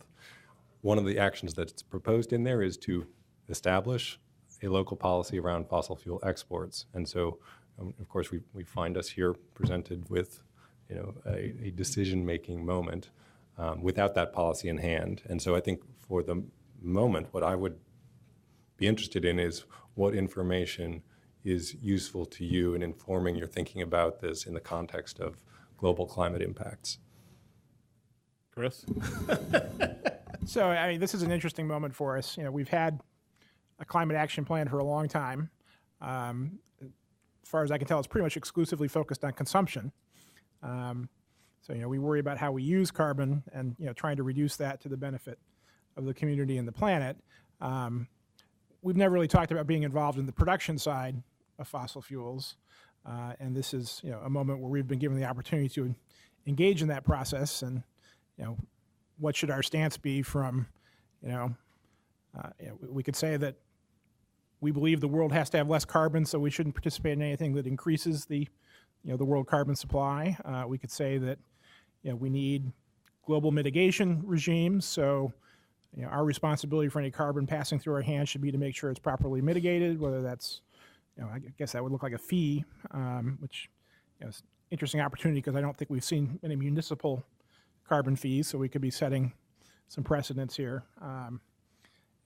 But then that's complicated because we may interact with schemes where it's mitigated at the production point or mitigated at the consumption point, and where are we as a middleman. So it's interesting new territory. But I guess, as one commissioner speaking, I don't see how we can have a climate action plan, take ourselves seriously, and not take some responsibility for the carbon that, we're helping get out into the world. So from my point of view, we have to do something. What that something is, I think we need to have a broad-ranging discussion around. Teresa? And just to kind of coincide with Chris's point, what would the impact be on how we're measuring ourselves? So right now we're consumption-based, but and we have a lot of measures and goals around that. But if we're going to start doing some other things, perhaps we need some measures and goals that coincide somehow.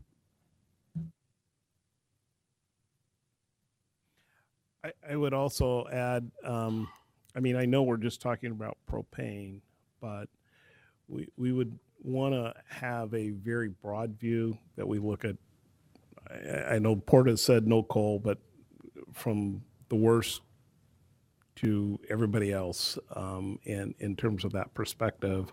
And I would echo what Chris said. We ought to look upstream to what is the producer of this doing to mitigate,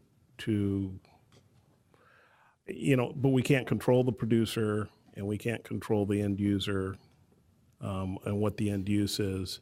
And to me, it's not only what is the policy, but how is it flexible over time that matches with what we are doing in our climate action plan from a consumption standpoint. Because our climate action plan is flexible over time and recognizes changes that are coming, or we're trying to change consumption models to impact the climate in our region.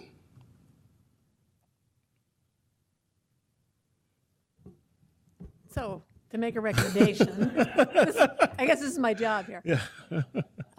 I would recommend when we come to points like this on all sorts of issues, whether it's housing or industrial land, and now it's on carbon, to appoint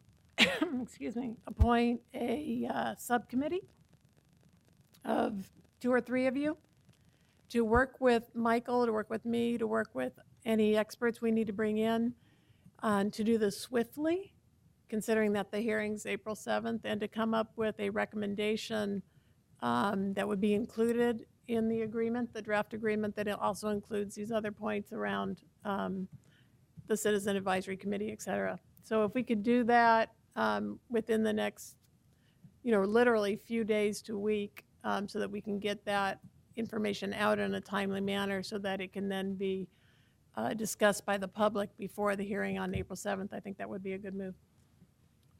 So who? Yes. Yes, Mike.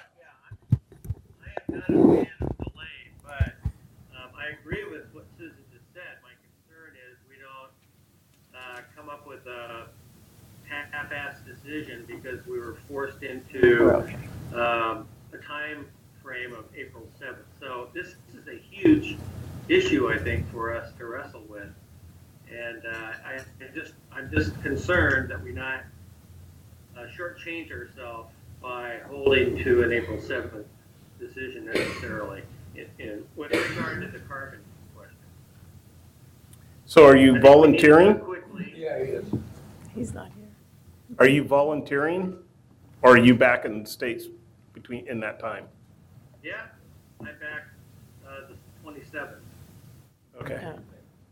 So in the meantime, can you send some comments to Susan, and then you can be on the committee?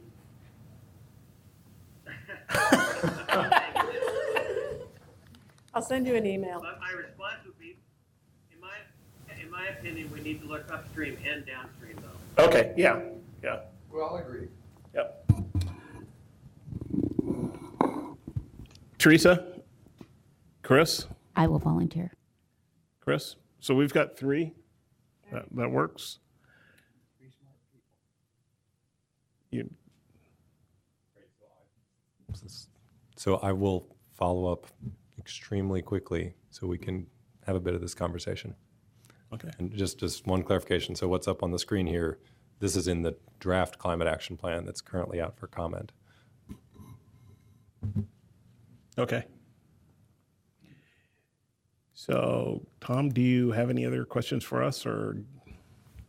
No, I think what we'll look to do is provide the follow-up information, our consultant's review of the QRA report, and any other additional information that either Pembina, the port, or the neighbors want to provide, and try and get that all into a package to you by the 31st. So you have at least a week.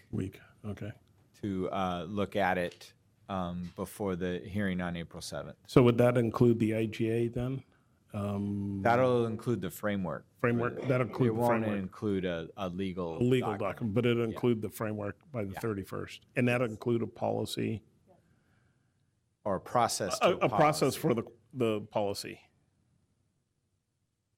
Yeah, I'm not, I would expect it to include, if, depending on what comes out of the subcommittee, it would include something to address the carbon aspect of this, whether it's the full fossil fuel export policy, I don't expect, but it would include a provision that's relevant here. Okay. Interim step. There you go. Susan, any last thoughts? I'm good. Anybody else?